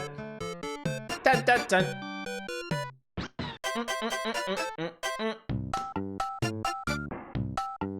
The cop version.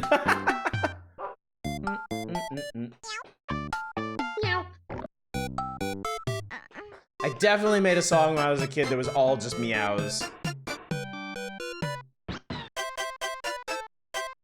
We used to play this, increase the speed each time it looped just for funsies.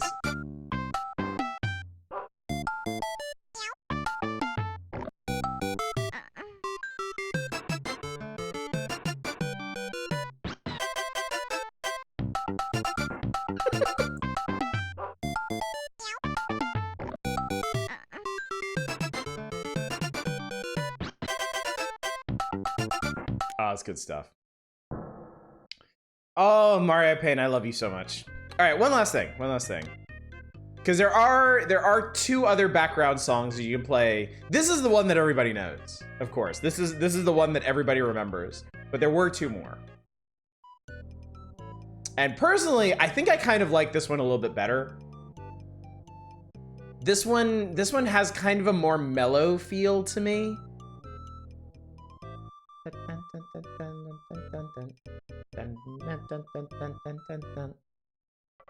Meow mixed with Mario Paint? Yeah, exactly. Same brain. So yeah, I love this one. And then this one is... Oh, this is the super atmospheric one. Dude, Mario Paint is such a unique experience. Like, how many video games can you think of where you would even have a background song like this anywhere in it? And they put this in as the potential background music for, like, a paint program. That's so cool.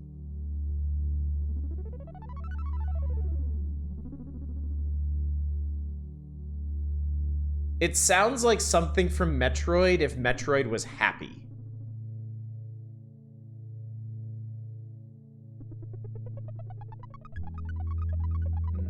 I love it.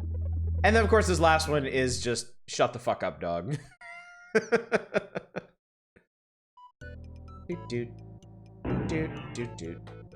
Someone cared about this and the care came through? Absolutely. Absolutely. Can't be said enough. But this is what you get when somebody builds a creative tool with all the love and care and attention they can muster. You nailed it. I'm trying to explain to people what this game was like and no one seems to get it unless they've actually played it. Yeah. I mean, it's hard to explain to people. Like, it's Mario Paint. Like, and the first thing people are gonna think is, oh, it's a paint program with some Mario junk in it, right? But no, it's more than that. It's designed to make you enjoy the creative process. It's designed. It's not just a productivity tool. It's if there was a way to teach creativity, I feel like this is maybe the first step towards that, you know? Give people the tools that make them want to create. So, it's good stuff.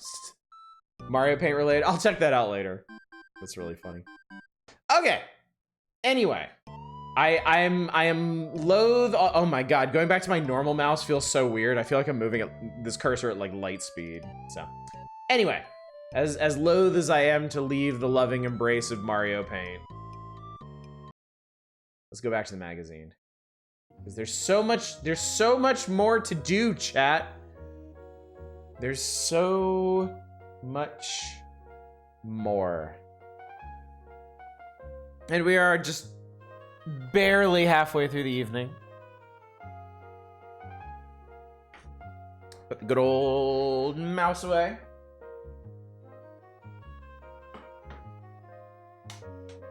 I'm very much looking forward to getting it out again for King Arthur's World.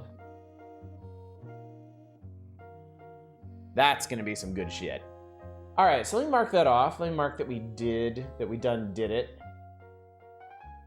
That's done, that's done. All right, excellent. So, moving on from this. All right, here's where shit's gonna get weird. In fact, I'm gonna move my camera so you can see this a bit better.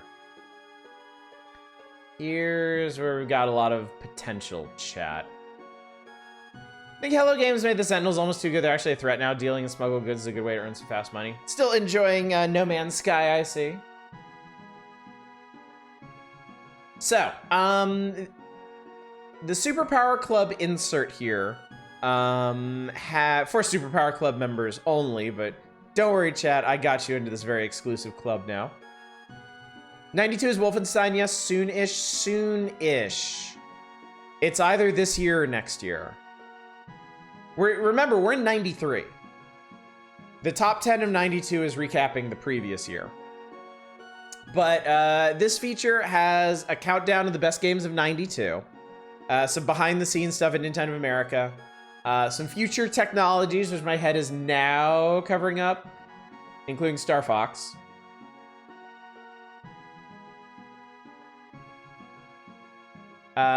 Some top secrets from the last year, and some Super Mario Land 2 secret zones, and a really neat Star Fox thing, too. You people actually played the top-down 2D Wolfenstein? I haven't. The Wolfenstein on Super Nintendo is the actual Wolfenstein. Yeah, the for real Wolfenstein. So, regarding 1992, the year that has passed, last year was quite a year for video games. Super NES surpassed the competitions as library ballooned with such technologically superior games. Notice the language used here, chat. Nintendo Power was not about to cede an inch to anybody else. I've even played the 2D Duke Nukem games. They're actually surprisingly fun. I've actually beaten Duke Nukem 1 and all of its expansions. I have never beaten Duke Nukem 2. Duke Nukem 2 is really, really, really fucking hard. Yeah, I agree. While the Super NES grabbed the most attention, many new releases for the NES were added to the 8-bit library, continuing to make it the largest collection of titles for any single video game system. The success story was similar for Game Boy, which crosses over to appeal to players of all ages and genders better than any other Nintendo system. Because there was so much great software released in 1992, it's difficult to narrow our list to only 10 titles per system. Deciding which games were eligible for the list compounded the challenge, as many of the games that became big hits in 92 were actually released in late 991 AD. Our picks for the best games of 1992 were determined by game ratings of the pros at Nintendo, votes sent by readers to our monthly top 20, and input from the editors at Nintendo Power. We tried to choose games that were well designed and then added diversity to the Nintendo game library. Technological advancements in gaming innovation were weighted more heavily than sales figures were. Yeah, we'll see about that. Here it is, the definitive list for 1992. All the titles that made our top 10 are highly recommended. So here we go, chat.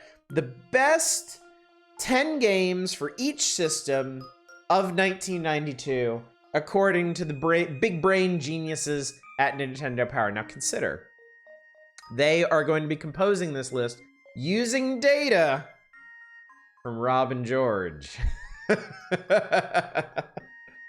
I think I beat Duke Nukem 2, at least got close. It was such a grind. Yeah, it really is. Here we go. All right. The best Super NES game of 1992 is Street Fighter 2.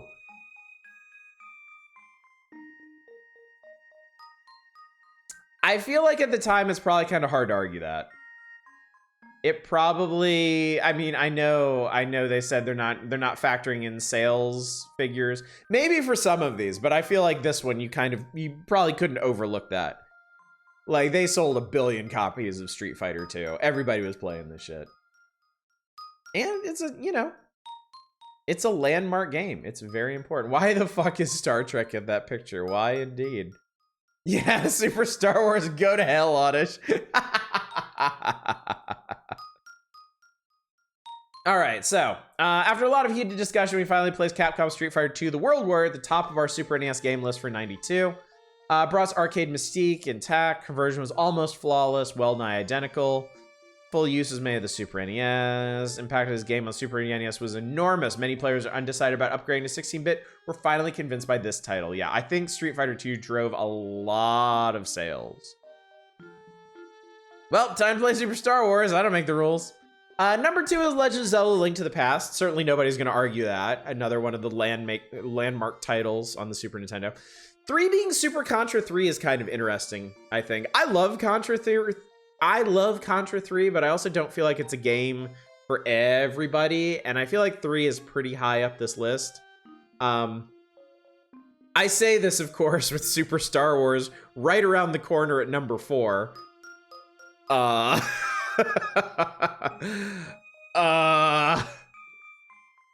but I know we talked about this when I actually played this game.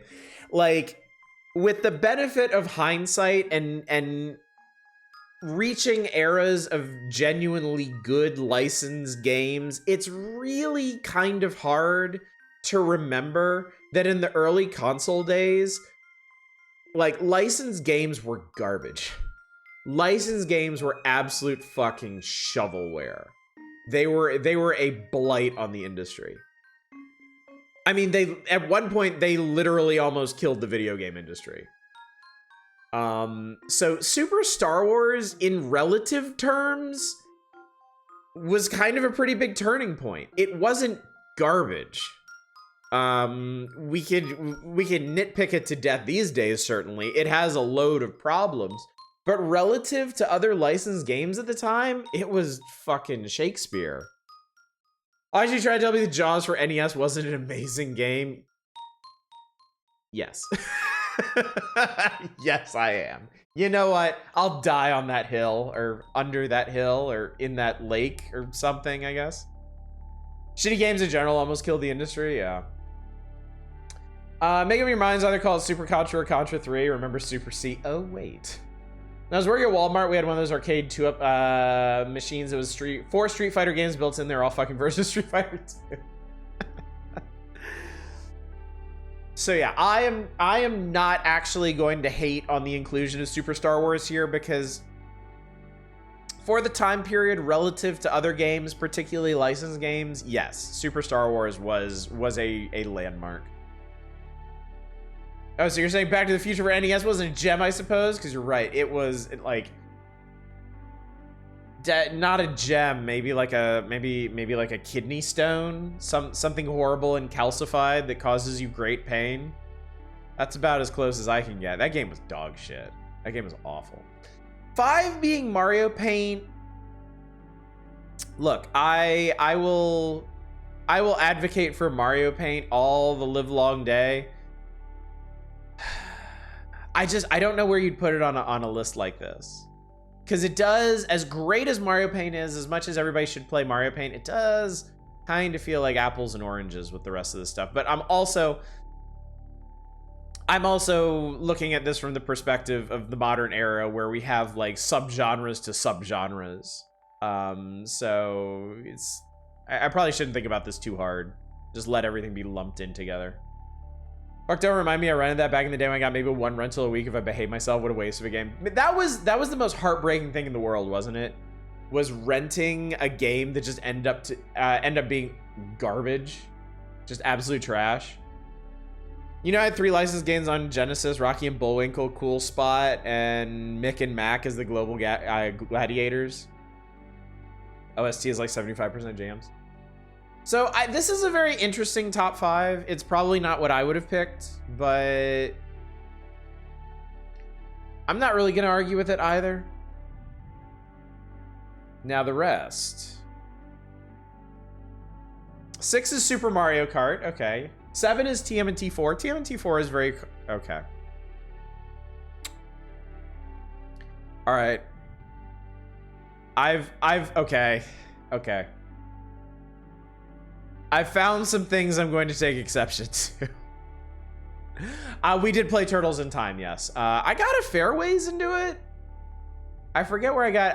I think I got my ass kicked in either Prehistoric Times or Old West. I don't remember where exactly. But yeah, TMNT 4 is a good game. Out of this world. Okay. I will give Nintendo Power the slightest amount of credit here. They do say, though this game may not be for everyone, it ranks in our top 10 due to its uniqueness. Until now, games with the kind of cinematic flow and bitmap-style graphics have been relegated to personal computers. The play control was challenging, but the look and feel, theme, and fun and overall concept of this title were all top-notch. Recommended for expert players. Okay, they do qualify it. They do qualify it. And with that in mind, I wouldn't put it on this list. I definitely would not. But they did say, they do qualify it, and they did say that innovation was going to be a major factor in this list, and I can't deny that Out of This World was innovative for the Super Nintendo. As much as I might dislike it. I have seen number 10, though.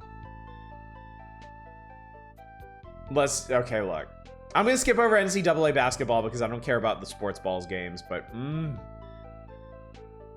okay, and I'm highly suspect of the reasoning here because I see the first sentence. Sonic put the heat on Super NES game designers to increase the speed of their games, and Sunsoft met the challenge with Roadrunner's Death Valley Rally. No, I'm sorry.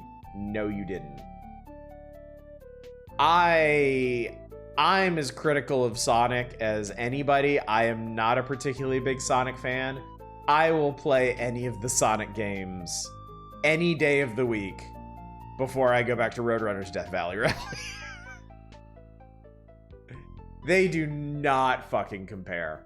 It's a Sunsoft game, probably good soundtrack then. Oh god, no. So many horrible choices were made in Death Valley Rally, and the soundtrack is chief among them. People begged me to stop playing it. Both times I streamed it because the soundtrack is so bad. I don't know who they put on it. I don't know if they put their D-list composer on it or what the fuck happened. Or if their A-list composer just like had a stroke at the keyboard and just rolled his face on the keys and they just took it sight unseen and threw it in the game, but it is awful. I assume you played Mario Land 2 by this point, right? There's no way past it. We've had a couple features on it in the magazine. I've streamed a full playthrough of it, and I've gone back to it a couple times and played some of the levels, so yeah. Super Mario Land 2 is pretty well-trod ground for us at this point. What's up, Vesti? You look like you're about to do... God, I love being a turtle.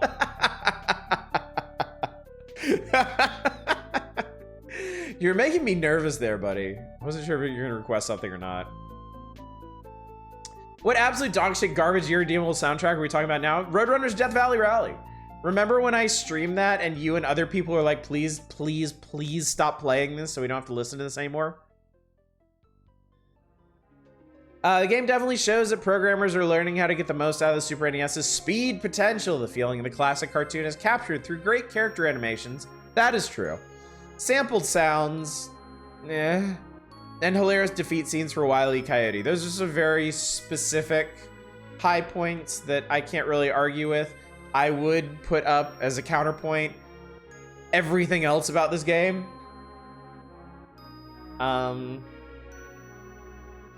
Again, though, when I was a kid, well, I'm not sure I'd say I liked it. When I was a kid, I played through a lot of it. I had a lot of patience for this game. And I made it, I can't remember if I actually made it to the space levels. Or if I had to tap out. I know I got to the construction or mine boss. I forget which one is later. I do remember getting to a boss that I couldn't get past, so I probably never made it to the space levels, but I played through a significant amount of Roadrunner's Death Valley Rally when I was a kid. And I think I enjoyed my time. I think. Kids are also idiots, that's true, and I was absolutely no exception to that rule. So yeah, did you like any of the Taz games? I never played any of the Taz games. I wasn't a big Taz fan. I know there was something of a Taz craze in the 90s with the Tazmania TV show. I wasn't into it. I was a bit selective about my Warner cartoons, as it turns out. So, as a top 10 list, Street Fighter's fine, Zelda, yes, Contra, sure. Super Star Wars, yeah, I'll give you that one. Mario Paint does seem odd, but I don't really want to fight that one. Kart, TMNT 4. The top 7 I'm pretty much fine with. NCAA basketball, I have no comment. I kind of get 8, but I'm sorry, you threw me off with 10. I can't get on board with that. Flawed list. Flawed list, chat. Tazmania show was okay. I had a Taz phase in my youth. Rented the one that's a Mode 7 runner, watched the cartoon. Can't remember what I found appealing about it. Maybe just the wanton destruction. Maybe just cutting loose and just wrecking all kinds of shit. Oddish has little appreciation for the vulgar plebeian rantings of the Tasmanian devil. Yes, he's just not sophisticated enough for my taste. Game Boy. The Game Boy story for 1992 paralleled the developments for the Super NES as programmers became more familiar with the Pocket Powerhouse's operating system. More action and fun was packed into its tiny little packs. In addition, a wide variety of software is made available for Game Boy from InfoGenius's line of useful productivity packs. Yeah, we went over that in detail. To accolades translations of classic arcade standbys. We're also glad to see High Tech make a real game starring Barbie. Gaming on the go has never been better. 98's gonna be a good year whenever we get to it. Yeah, hopefully I'll still be alive by then. Yeah, number 1, Super Mario Land 2, 6 golden coins. Sure. I see no reason to argue with that.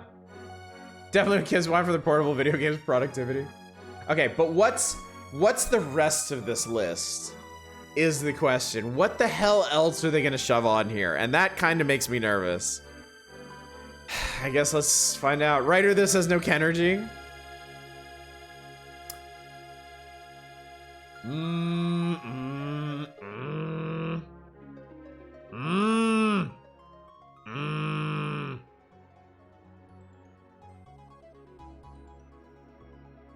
I already have a problem. Some of these are good. Let me just hide down here. I don't think anybody needs to read the blurb for fucking Yoshi. All right, right away, Mega Man 2. I just turned into Frankenstein's monster. Mega Man 2, bad. Capturing NES experience on the Game Boy small screen is a challenge, but no character has made the leap better than Mega Man. Didn't we just... Isn't number 1 Mario? The blue bomber is symbol of a futuristic graphics stand up well to miniaturization. That's true. The Game Boy Mega Man 2 combined the best elements of NES Mega Man 2 and 3, including the robotic dog rush and absolutely Clash Man? Metal Man, Woodman, Airman, Mega Man 2 is ranked in the monthly Game Boy Top 20 a couple times, and should hold a regular spot there in the future. Okay, wait a minute. Wait.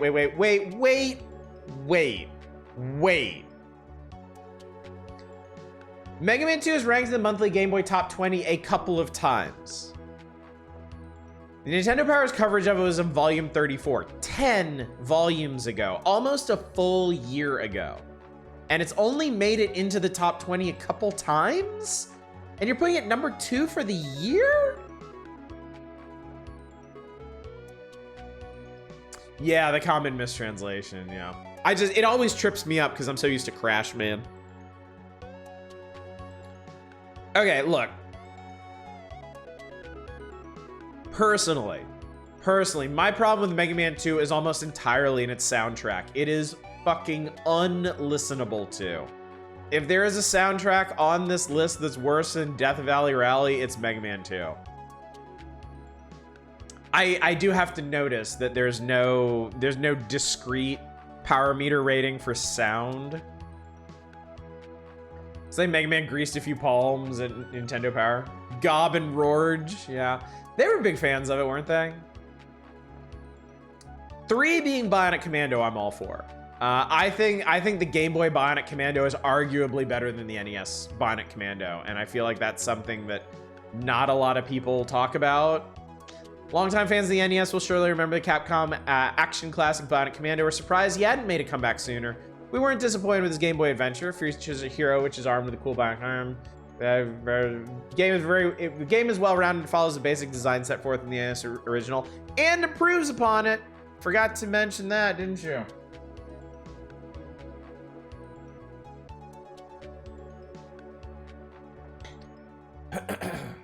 For Tiny Toon Adventures Bab's Big Break, did we play this? Yes, no, we did. I forgot the subtitle of his Bab's Big Break. Because you play as Buster, Plucky, and Hampton. I do remember this now. It was all right. It was a fine platformer. I'm not gonna argue that point with you. Gradius Interstellar Assault is good. I had a good time with that. Batman Return of the Joker. No, I don't think so. Nah, it should not be on this list at all. They even start it. Although Batman Return of the Joker has only 4 stages. They are long, the continues are limited, the power-ups are few, and the toys are scarcer than an original Batman #1 comic. Like, are they not just arguing themselves out of placing it as high as it is? Like, that sounds like, those sound like all bad things. Those don't sound like good things to me. Not to be confused with Buster Breaks Loose. Yeah, that's the Super Nintendo one, right? It's shit. Number 6. Well, number 7's Track and Field, which I guess is a good time if you like breaking your fucking fingers, mashing buttons on your Game Boy. I'm sorry, I will never understand the appeal of these games. 8 being Kirby's Dream Land, like, considering some of the shit that's, you know, okay. I would probably be less angry right now if they switched Mega Man 2 and Kirby's Dream Land. Maybe that's the benefit of hindsight. Maybe that's the benefit of understanding what the Kirby series ended up being, but it's such, like, Kirby is such a great game for all ages and all interests. Kirby's Dream Land being lower than 3 or 4 is fucking bullshit. Okay, so it's not just me. It's not just me, yeah. Maybe, I don't know, maybe Nintendo Power just didn't appreciate what Kirby's Dream Land accomplished because it was too easy or whatever. They do mention, don't let the first playthrough of the game fool you. The second time around, Kirby's Dream Land is one of the most challenging action tasks you'll find on the Game Boy. So, like, yeah, I don't get it. At least put it higher than fucking Batman. Come on. Number 9 being Looney Tunes. I'm gonna say no to that. That's just no. And then 10 being Yoshi, whatever. I don't enjoy it, but puzzle games traditionally do very well on the Game Boy, so maybe some people liked it. Tiny Toon Adventures is 4 and Kirby's Dream Land is 8. Yeah, there's so many games on here. Like, I switch it with Mega Man 2, switch it with Tiny Toon Adventures, switch it with Batman, switch it with fucking Track and Field. I would switch. I would be fine switching with anything except Bionic Commando, I think. And that's not to say I wouldn't be happy putting Kirby's Dream Land higher, but than Bionic Commando. But yeah, seems kind of ridiculous to me. Was there a Game Boy Bubble Bobble? That seems like a match made in heaven. I think there was, but I think it either what? Let me look. Let me actually look, because I know Eva's being a dick and requesting track and mash. Ah,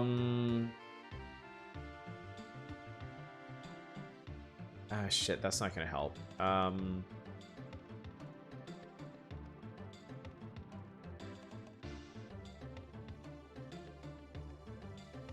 Was there a Bubble Bobble on Game Boy? I feel like there had to be, right? Yes. Yes. There were 3, in fact. There was Bubble Bobble, there was Bubble Bobble Part 2, and there was a Bubble Bobble Junior that apparently only released in Japan. I'd be okay with Bionic Commando 2 and Kirby a solid 3. I feel like those two are interchangeable, yeah.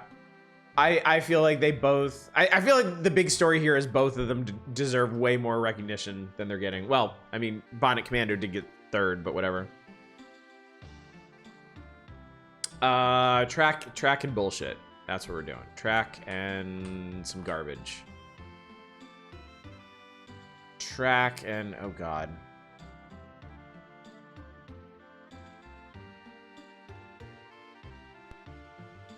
Hang on. Hang on.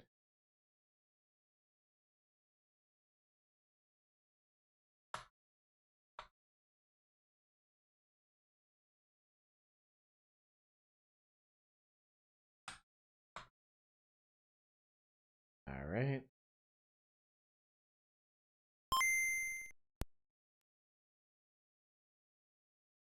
Fuck you, Konami. Fuck you for making me have to play this game.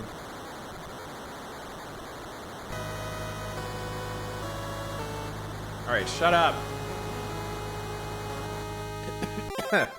Sorry. Got a little bit of congestion tonight. One event, please. Oh God. I don't want to do this.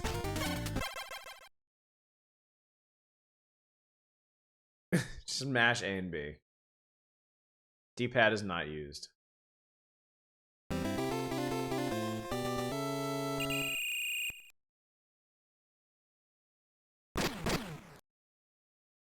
Sorry.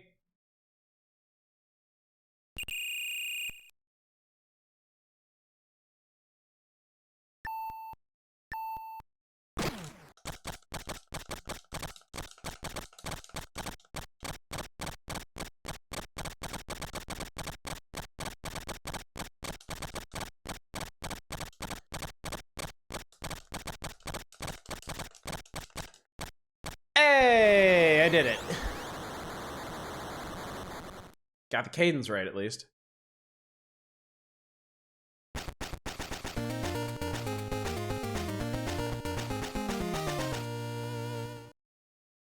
Yay! Fist pump. Select the event. I would like to select the event. Hell yeah, beat that palette swap. Alright, long jump. Long jump. Oh god, okay. Run and then angle jump or some shit. Can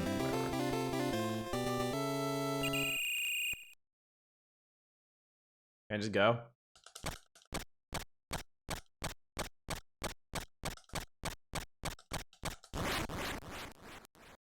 Oh god, I went like straight up. 2 meters, hell yes! Yeah, let's try that again.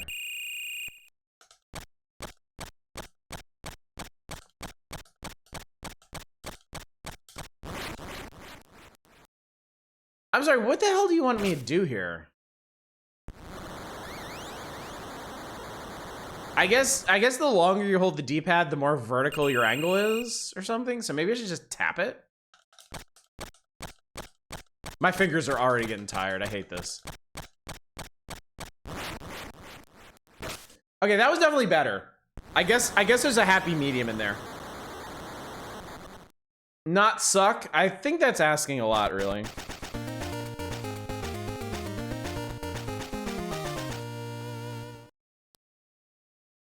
I hate that I'm starting to understand this game. I don't want to understand this game. Hammer throw, power, fuck. Okay, whatever.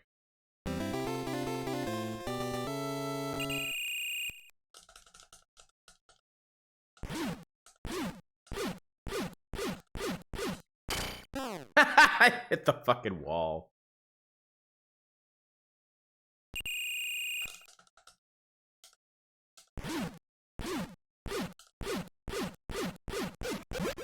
Oh my god, I actually did it.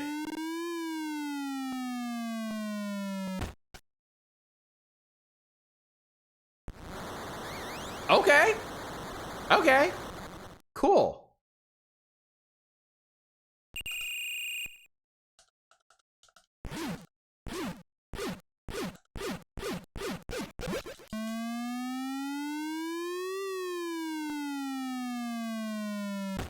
Oh. Almost nice. I got 170 meters. This seems pretty good on points. Okay. That would kill the fuck out of my knees. Select the event. Hurdles. Okay. I have to run and jump now.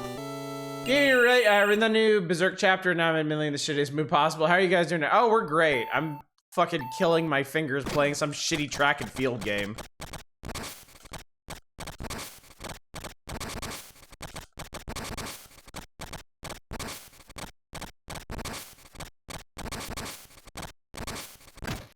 Ow! Ow! Oh god! Just let me die! I can't do this anymore, it's killing my fingers. What's up, Tradon? How you doing? Good evening, good evening. Could literally be playing Bubsy 2 on Game Boy. I know, shut up! I know that, they don't need to know that.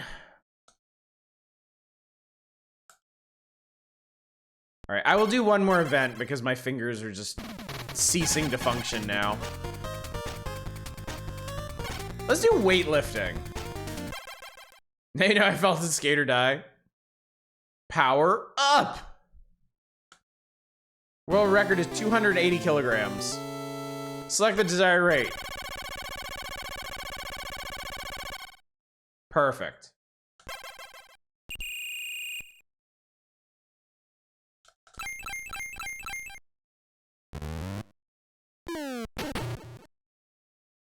Aww. Wet hot American summer? Nice. Okay, let me see. Let me do this for like idiot baby men.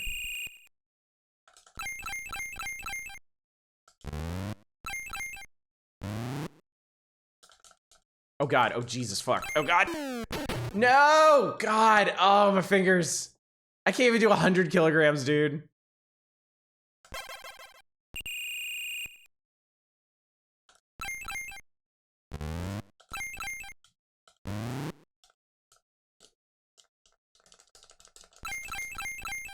Ah, I can't reach it! Fuck! I have to do separate fingers like this, but then I don't have another finger. Oh my god! Alright, alright. I will keep going until I manage to lift 100 kilograms over my head. That's it. That's all you get. Okay. Okay. Okay. I've got this horrible claw grip on my controller now. It's gonna be basically like this.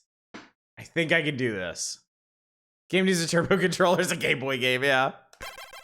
Yeah. I got this.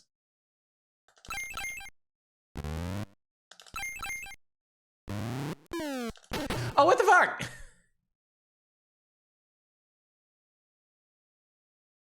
I don't know why that happened.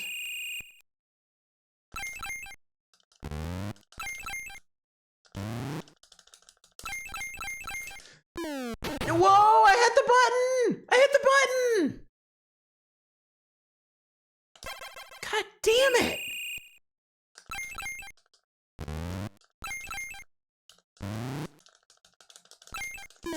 No shit! Oh my god! He sharded so he had to start over.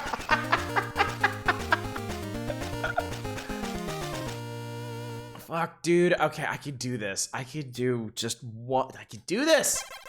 Kind of game where you had to put the Game Boy down flat on the table in order to play. That's exactly what I'm doing right now. It's on my lap right now.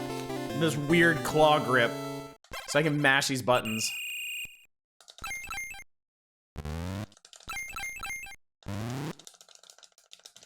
Come on, come on, come on, come on! No, shit!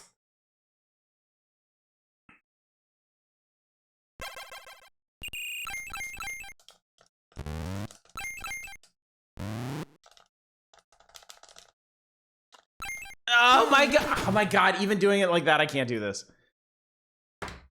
Fuck!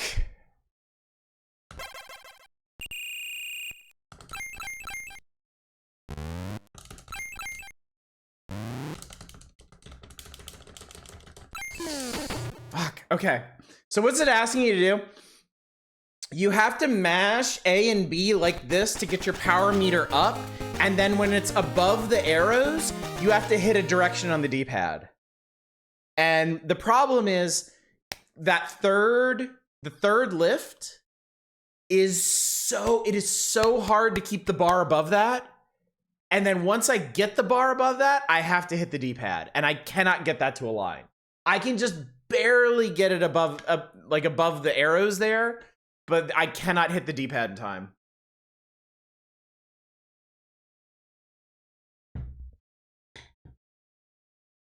Oh, I hate this.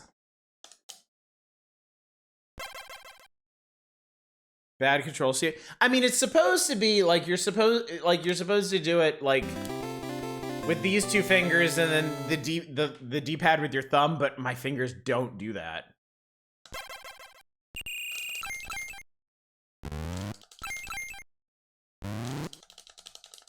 That's as high as my... No! Come on, come on, come on, come on, come on! Fuck, fuck, fuck, fuck, fuck, fuck, fuck, fuck, fuck, fuck, fuck, fuck. It caps you. I didn't realize that. It caps you. Like, I don't know if the mash difficulty goes like exponential at that point or what, but like I literally cannot get that bar more than just like a couple pixels past the arrows.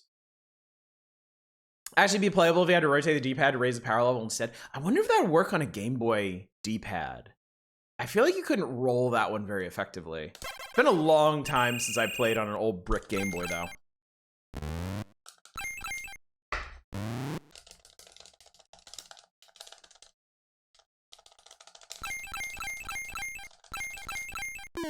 I can't get my fucking finger over there. All right, folks, Tara and I are going to bed. Thanks for the stream and fun. My pleasure, Fury Fighter. Thanks for coming out. By the way, this is to lift 100 kilograms. The world record is 280. Like, I have no idea how that... Fuck off with this shit. I have no idea how that's supposed to be possible. I want to get 100. I want to get 100, and then I want to try, like, 150 or something. Just to see what 150 is like. See how much more impossible it is than this.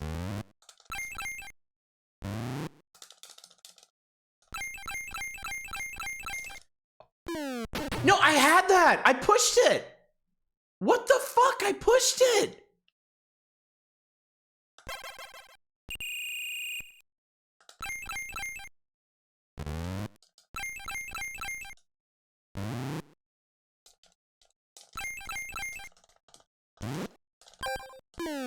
You have to hold it. That's why. Oh my god, you have to hold it. Holy fucking shit. Not only do you have to get it up there, you have to hold it for like 3 seconds. Oh my god, this is bullshit. Jesus Christ, man. This is so fucked.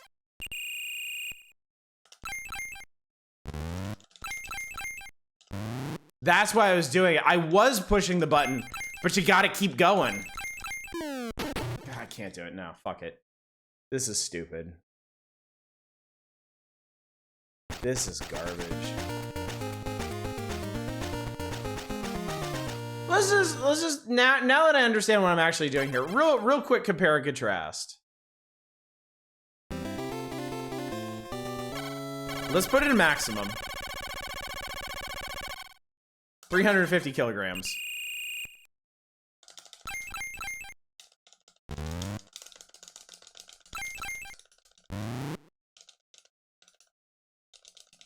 Not possible. Not physically possible.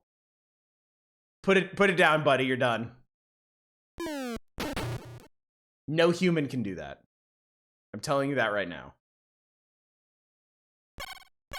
Let's try the world record. 280.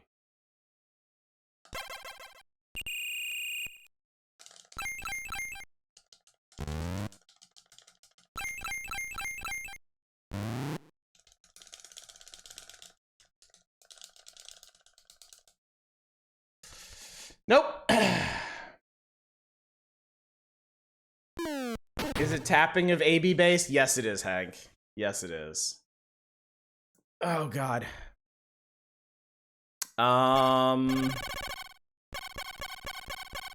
200.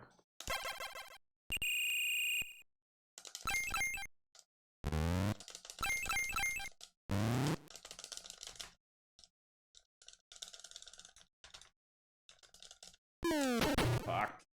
I can't even do 200. I can't even get there on 200. The best I can do.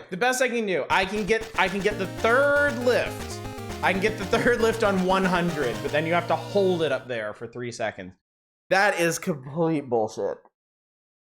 That is absolute garbage. I say slide tap, but that's more of a one button tech. Yeah, I don't think it would really work here. I don't think that would really work. I don't know what they were thinking with this. I don't know how they fucking thought people were gonna be able to do that. Maybe they just didn't care. It was Konami. So maybe they just didn't care. So anyway, that's that. Use a toothbrush. I never thought about that, but I like that. I like that a lot. All right, so yeah, I don't like this top 10. I am not a fan of this top 10. I feel like it needs some serious rearranging and some serious consideration of some other titles. But you know what? Nintendo Power are gonna do as Nintendo Power do. So let's see what they did to the NES games. They're not saying for the game. All right, so their top game, Tokyo Riot, thank you for the follow.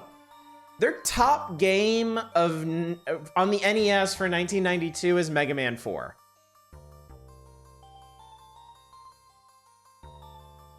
I'm okay with that. Kinda. What do they mean by these rankings? So Nintendo Power took it upon themselves, because this issue is January of 1993.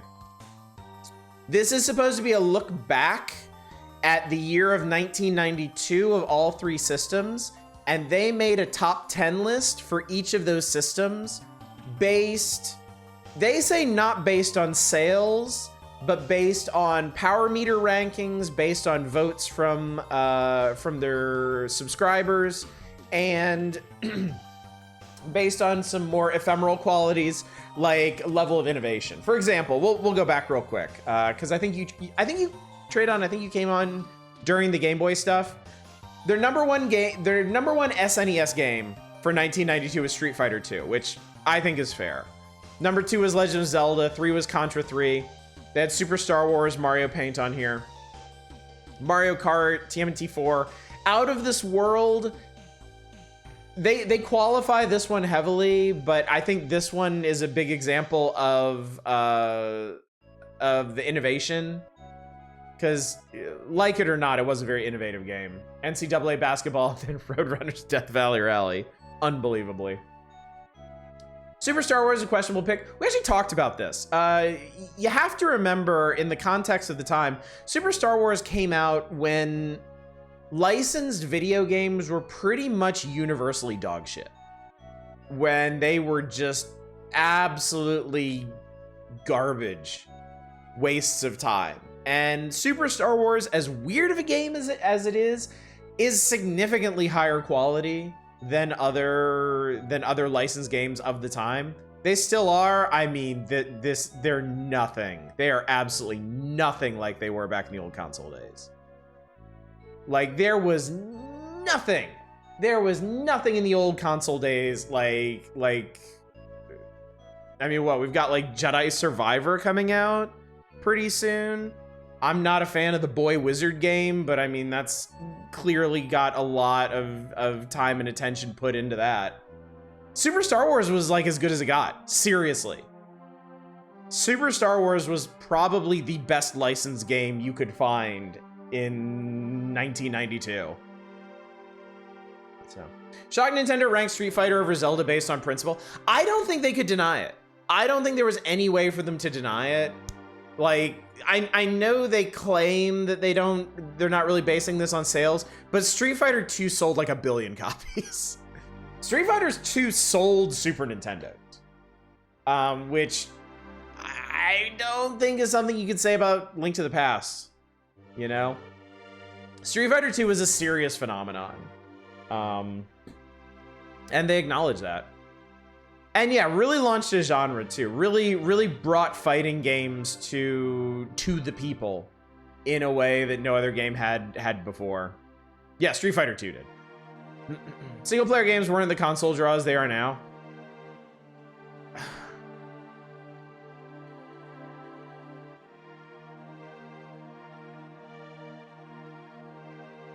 That's actually an interesting take that I hadn't considered, but yeah.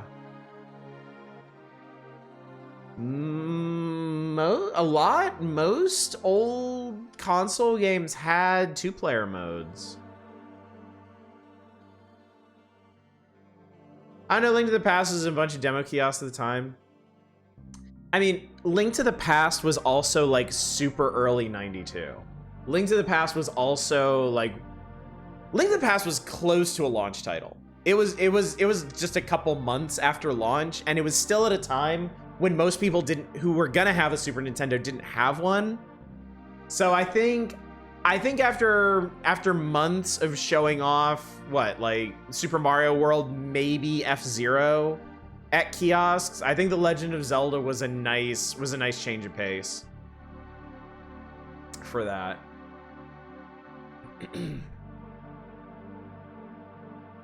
But yeah, I never really thought about that. But yeah, a lot. Like Street Fighter 2 obviously has a multiplayer mode. Zelda doesn't, but I mean, it's Zelda. Contra 3 had 2-player co-op. Star Wars didn't, right? No, Star Wars didn't. Mario Paint is Mario Paint. Mario Kart was a multiplayer game. TMNT 4 was a multiplayer game. Out of This World is single player. NCAA basketball was a multiplayer game. Roadrunner's Death Valley was single player. So yeah, multiplayer was actually a big draw for old console games. That's something I kind of tended to overlook because I never really bought them for that purpose. But yeah, some of my favorite old console games actually have multiplayer modes that I just never bothered with. So that's interesting. That's an interesting point that I hadn't really considered. No, I was trying to imitate Street Fighter 1 except Teardix, and we all know how that turned out.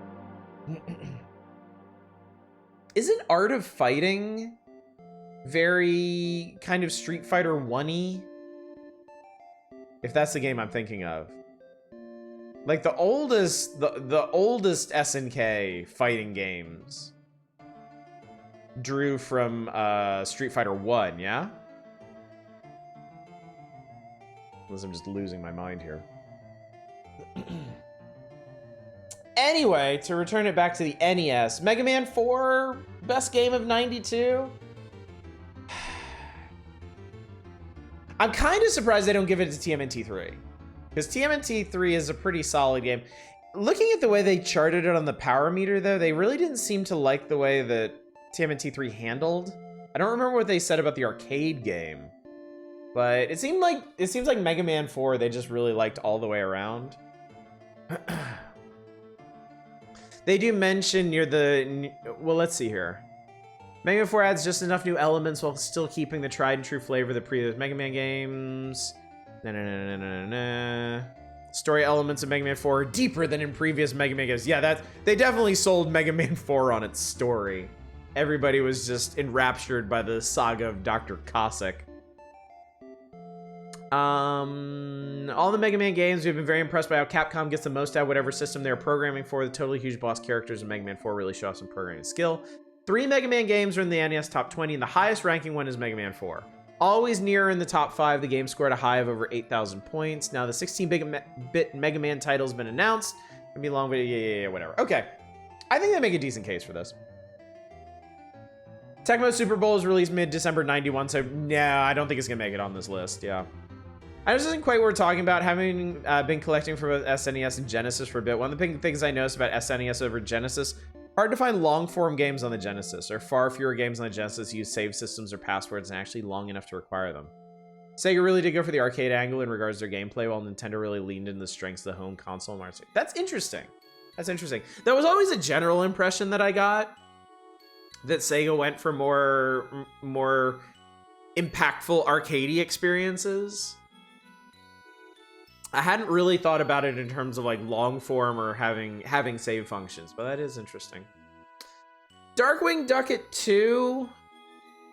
I don't think that's a bad choice, honestly. Darkwing Duck is a pretty solid platformer. It's fun. It's not too challenging. There's not too much bullshit in it, which are honestly major considerations for platformers of this era. I enjoyed playing through it. What's up, Beth Kinda Sorta? I realized I smuggled Japanese dried meat and vegetables into the country. Went to the Cup of Noodle Museum and I made one. Uh-oh. Well, I won't tell anybody if you don't tell anybody. Now you just have to dispose of the evidence in the tastiest way possible. Lemmings at 3 surprises me. Lemmings is not a game for everybody, and the NES Lemmings is not a particularly good version of Lemmings. What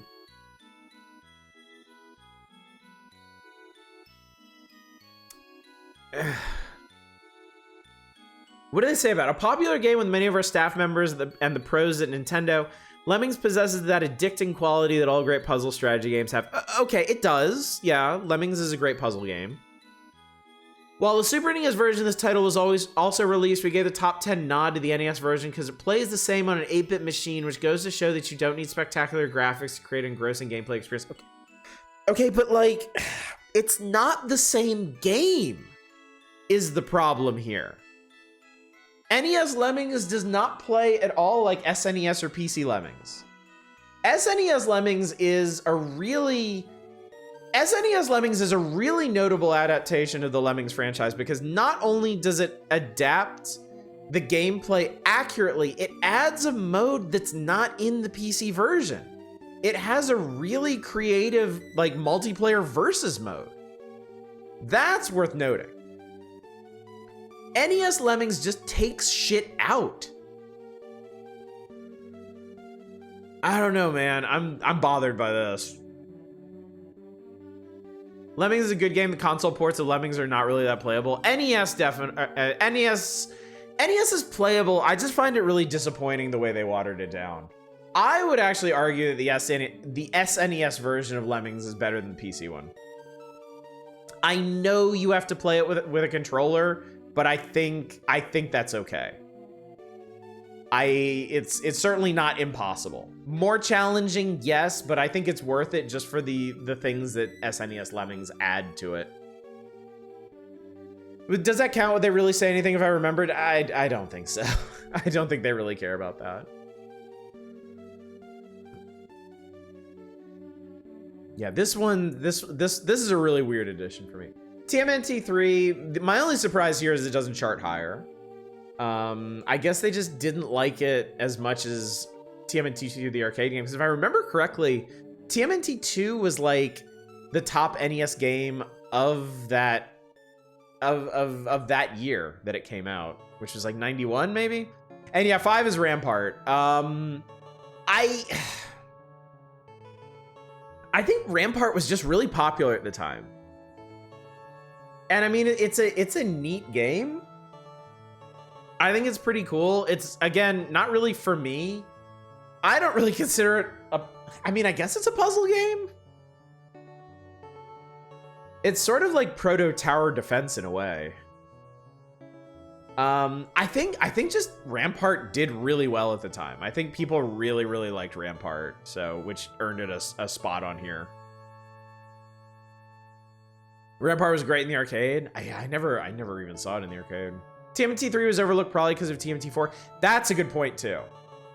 That is a very fair point. TMNT 4 might have stolen a lot of its thunder there. Okay, I have problems now.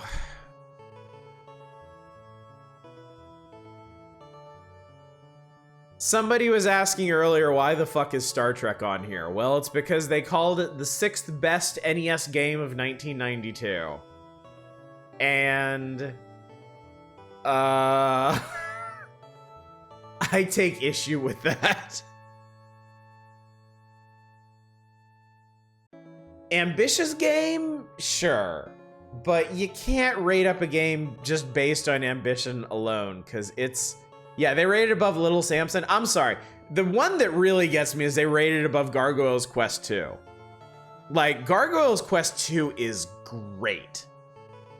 Gargoyle's Quest 2 is a fantastic game. The fact that it's number 9 behind Star Trek, and I'm sorry, Captain America and the Avengers? Somebody need to be fired over this. I will agree that Felix the Cat is absolutely underrated. It's not a groundbreaking platformer, but it's very solid. And it's at least as solid as some of the other stuff that they put up for the other platforms, like Tiny Toons on Game Boy. I had a good time with Felix the Cat. Yeah. Felix the Cat and Gargoyle's Quest 2 should absolutely not be this low on this list. Little Samson's a great game until the end. So I don't have a problem with it being in number 7. Star Trek and Captain America and the Avengers shouldn't even be on here. This is fucked up. This is... Somebody is a big sci-fi and or comic book nerd and just wanted to see their favorite characters on here. It's like... I've never seen that Star Trek game played. You remember which YouTube VOD it's in? There's actually an even easier way to fix that, Deep Thought. And it only sets you back 1,000 dragon coins. Because it's right there. Were there only 4 good NES games in 92? I really feel like there wasn't. Like, I feel like there was a bunch of good ones. It's such a good game. Have you seen the sprites? They really look like Captain America. What of the cost to your soul? I don't know. Maybe I was in a bad mood the night we played NES Star Trek. Maybe it's better than I'm giving it credit for. There you go. Let's make this happen. Do this shit. Let us live critique NES Star Trek. No, don't. Too late. Also, that's real fucking rich coming from you, Vesty.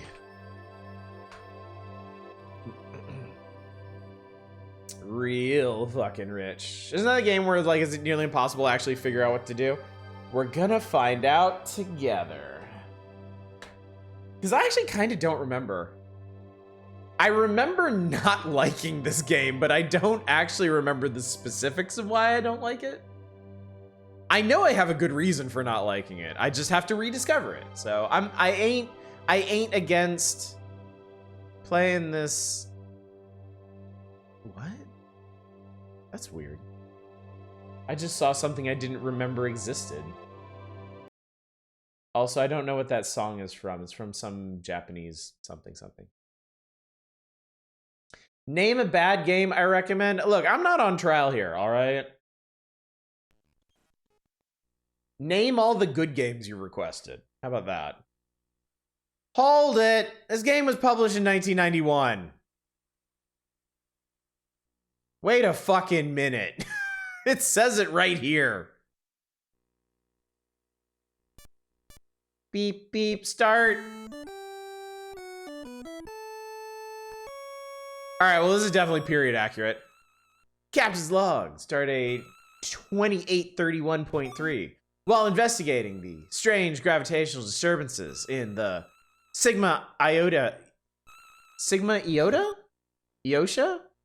Who fucking cares?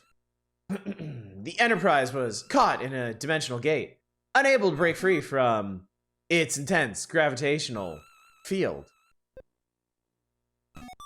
We were transported far away into the uncharted reaches of space. Now we must find our way back home, wherever that may be.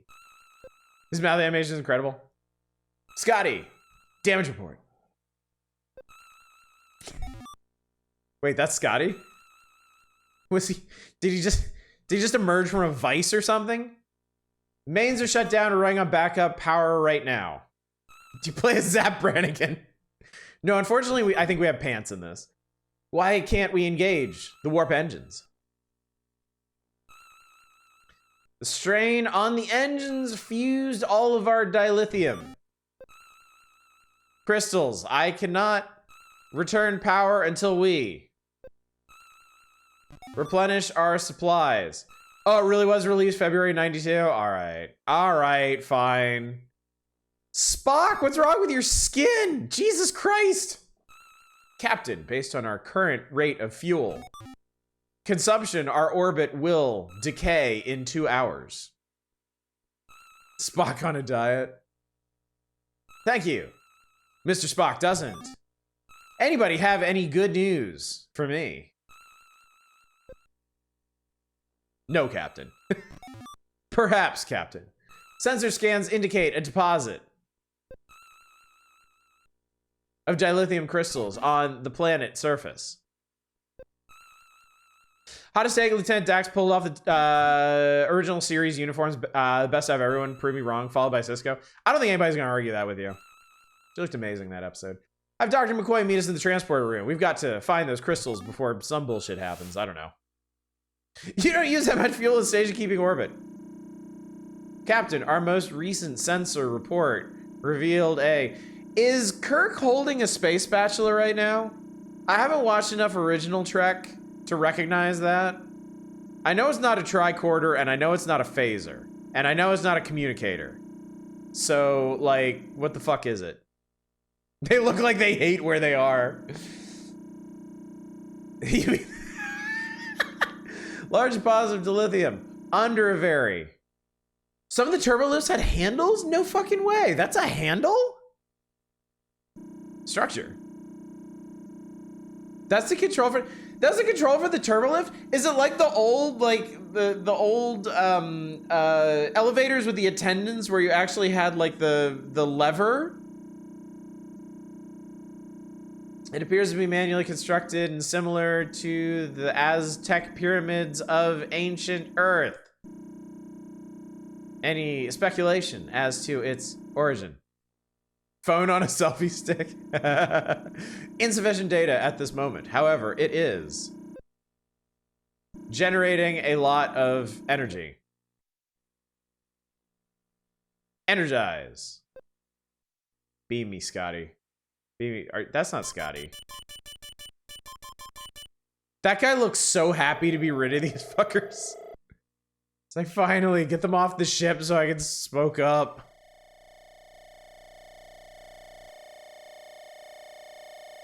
While the captain's away, the crew will play. All right. Game has the best fucking soundtrack. The sound design is off the charts. Tricorder readings reveal a large structure about 157.03 meters to the north. Readings also show a human settlement to the south. All right, this is it. We made it. We've arrived. All right, my A button does nothing. My B button phases. Oh God, I'm dead. Okay, I'm not dead. Do I have status? All right, so I've got Spock, I've got McCoy, I've got Transporter, I've got Use Item, and I've got Stun and Full. Do I have item? You have no possessions. Kirk owns nothing. Don't kill McCoy, I need him. Or was that Spock? I don't know. This dumb fucking plant is gonna murder the entire bridge crew. And you know what, we probably deserve it. Okay, well they said there's a human settlement to the south. Like, what south are you talking here? Deep south? Dirty south? Classic starless strategy of running around every direction for extremely short distances. Maybe this way. Maybe this is the south they mean. Yes, all right, I believe. Kitty! No, let me interact with, God damn it, let me interact with the kitty. I'm sorry, how do I stay away from the bloodworms in the dark forest? Ain't gotta tell me twice. Are we wearing shoes? It looks It looks like we have fucking hobbit feet. We look like hobbits. This has been bothering me. Our heads, and by the way, Kirk and McCoy have the same head and same body, just different colored shirt. We look like fucking hobbits. Hello. So apparently we've discovered the village of the cat people. Looks more like clown shoes. I was literally saying this looked like a Lord of the Rings game. The medicine man can prepare you for safe passage through the forest. Okay. You don't push any buttons for them to talk to you. You just stand in proximity. Okay. He seems to be performing a ritual dance, Captain. Yeah. Very astute. Can I step in the... Can I just stand in the fire? Can the cleansing flames end this experience for me? Do you want to talk? Yes. Beware of the swamp beast. Okay. Okay, so that's... Okay.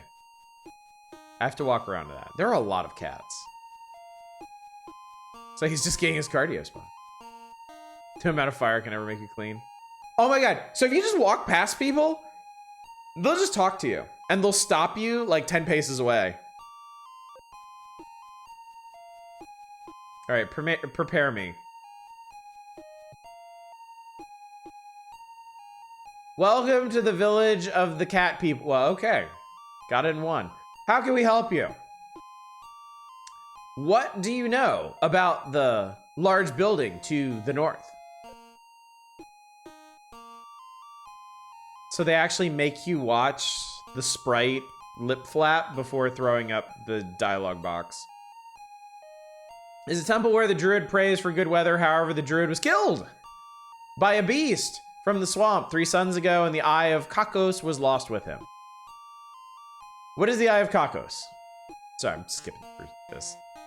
The eye will allow entrance to the temple. If you can recover the eye, you may make the pilgrimage to the temple. Okay. Great. Very exciting. Really just can't wait. Please don't talk to me. Please don't talk to me. I don't want to talk to you. I don't get a choice.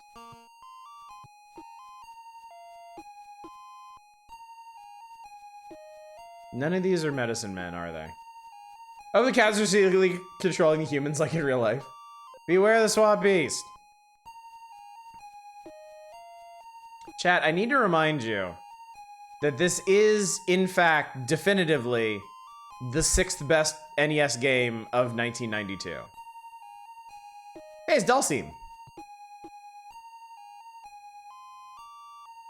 Greetings, strangers. I hear you wish to make a pilgrimage to the Holy Temple. I can make a repellent to the bloodworms in the Dark Forest if you bring back a shooting flower from the plants to the north. Oh, we have a fetch quest.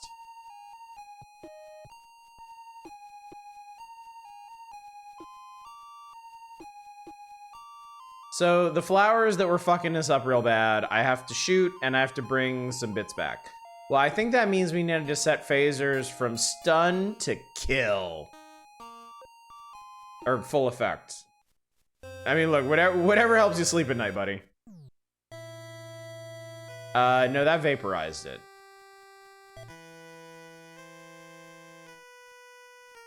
Maybe? Maybe I don't need to do that. Set phasers to stun.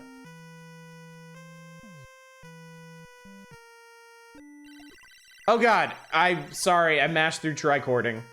This is a very interesting plant, Jim. Shall I take a sample of it? Yes. Only beautiful alien with long hair Kirk has seduced the ritual dance buff dudes. So it goes. So it goes. Hey, look, if you could do that in this game, I might enjoy it a lot more.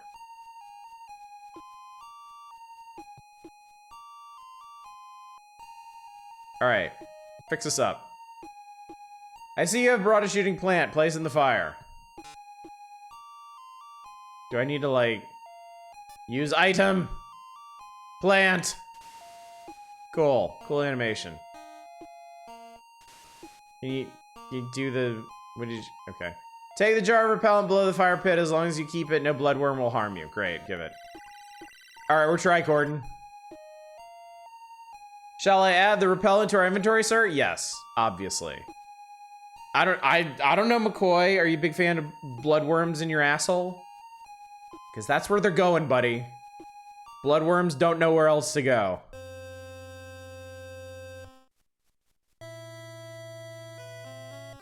Alright, now we walk north. Okay, those look like bloodworms to me.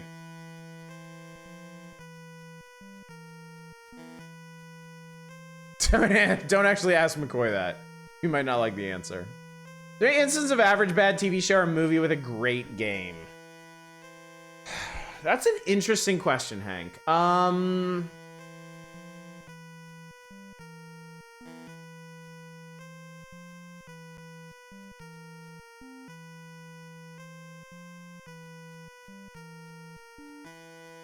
I want to say yes. I want to say, like... Wasn't the Knight Rider game pretty decent? I feel like we had a pretty good time with that. Sweet Home, the original survival horror game. Was that a bad movie though? I don't know enough about the film Sweet Home to know how it was received. Imagine Waterworld or Cutthroat Island had great games. Funny you should mention Waterworld, actually. There was a Waterworld game on Super Nintendo, and we are gonna get to that. And there's no way I'm gonna be able to skate past that without somebody making me play it. This game is great. They all walk like they got poopy pants. I mean, if that's your bar, then the NES is your system. Hello. Tricord. Tricord me. Tricord me, baby. It appears to be an alien metal of some kind, an alloy resistant to probe. Readings cannot measure its age properly. There's also an intended hole in the middle of it. Perhaps it is a keyhole. Okay, I need the eye of Cuckoo Kaju. Fully made version of the Waterworks game from The Simpsons online somewhere? Really? Oh, Waterworld. Waterworld game from The Simpsons online. That's an interesting combination of words. I watched the movie, wasn't good, absolutely flopped at the time. Sweet Home wasn't well received as a movie. Game time that was developed in tandem with the movie is more well remembered than the movie itself for good reason. Okay, so we need to find the Swamp Beast.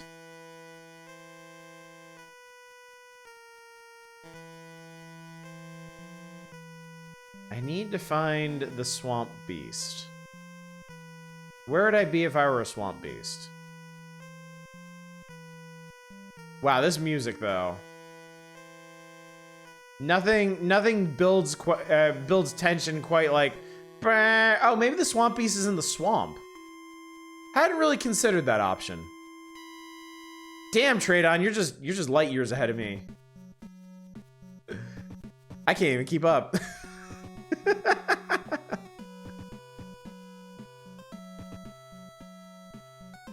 Okay, I don't think the Swamp Beast is this way.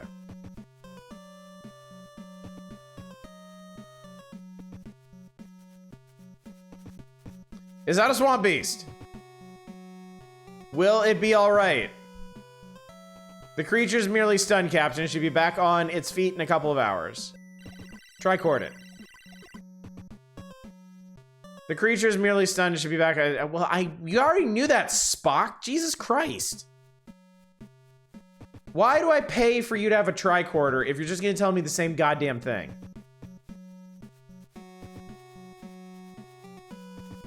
Okay, so clearly that is not the Swamp Beast. I need something beastly. I need beast mode Swamp Beast. Whoa, what was that? Okay, I see some shit happening. Oh, that's just another one of you. All right, that was McCoy. McCoy's on death's door. Swamps are just nature's sewer levels. That's great. That's great. Okay, do I need to walk around in the swamp? You can't. It looked like that's what they were doing, but it in fact was not.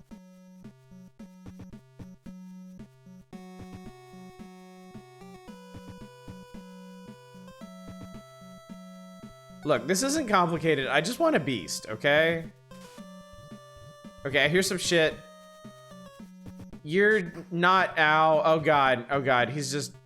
The captain is gravely injured, returning to Enterprise. Yep, emergency beam me. Color palette here is very difficult to parse, not gonna lie. Yeah, it's just all green. It's just nothing but green. Okay, I've had enough.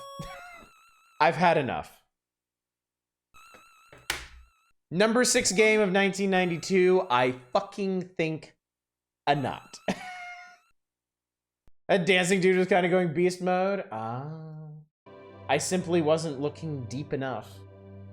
Perhaps the beast was within us all along. Get real tired, gonna go to bed. Have a good one, folks. Take care. Thanks for coming out, Tradon. It was good to see you. Game captures the excitement of the original series perfectly.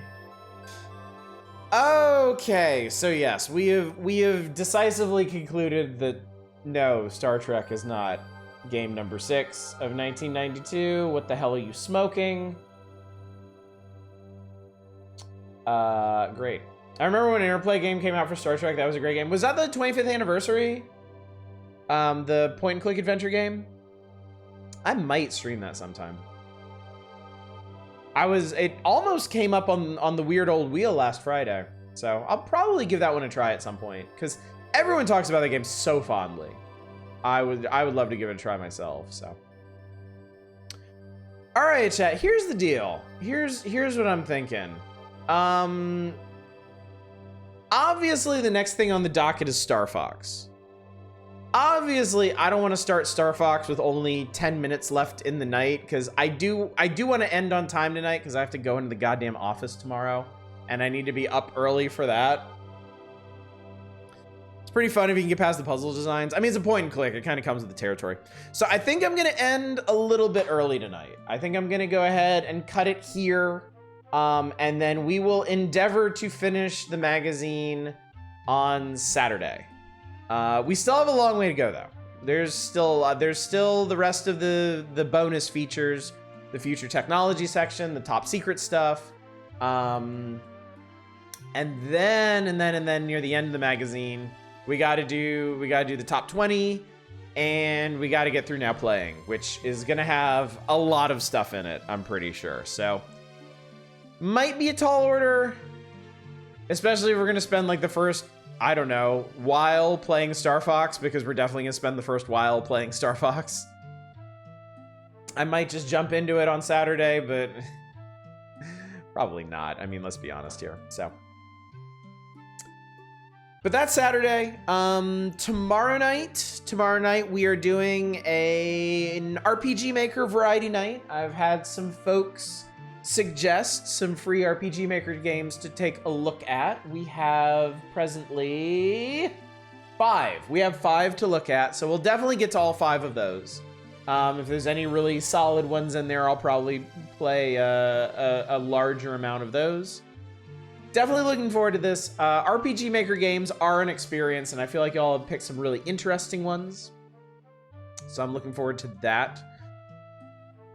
Back to the magazine on Saturday. I won't be streaming on Sunday. And then on Monday, we are going to finish Strife. It's taken us 3 nights, but we have made it to the closing missions of Strife. We'll finish that up on Monday, and then Tuesday and Wednesday, we'll see.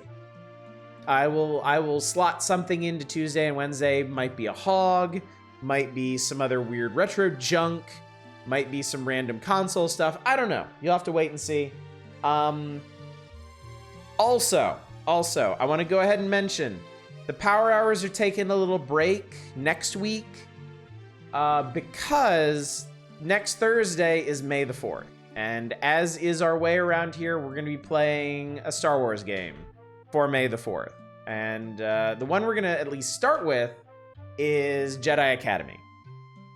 I know I didn't have the best time with Jedi Outcast, but I have never played Jedi Academy. People talk about that one a lot more fondly in general, so I am willing to give that one a try. If I don't like it, I have a backup game. If I don't like the backup game, I have a backup game for the backup game. But once we start our Star Wars game on May the 4th, that is going to be what we do every night until we finish it. So no Variety Night on Friday, no Power Hours next week. It's going to be Star Wars until it isn't Star Wars. And then we'll get back to the regular schedule probably the week after. So that's the plan, chat. That is the plan. I know I'm being bad. I know I'm not supposed to plan things out more than like a week ahead, but May the 4th is special. We got to do Star Wars stuff on May the 4th. May the Force.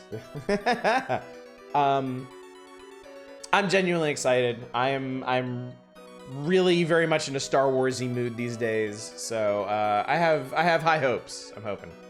You like it better? I think it begins with the good part that you have to fight to reach in Jedi Knight 2. Okay, yeah, that'll help a lot.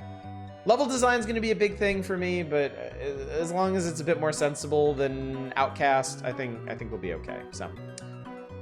All right, chat, with that said, I am going to find somebody for you to raid.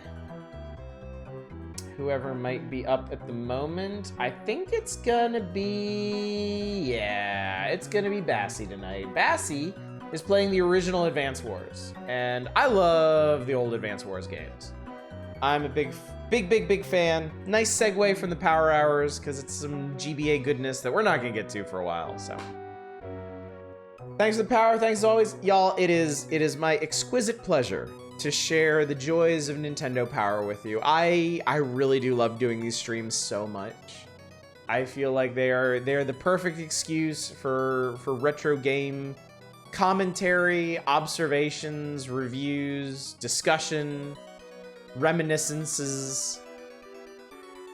And I feel like it only gets better. I feel like we're just getting more and more towards really interesting stuff. Like I loved doing early Power Hours when we just had NES games to check out. There was a lot of really interesting stuff there.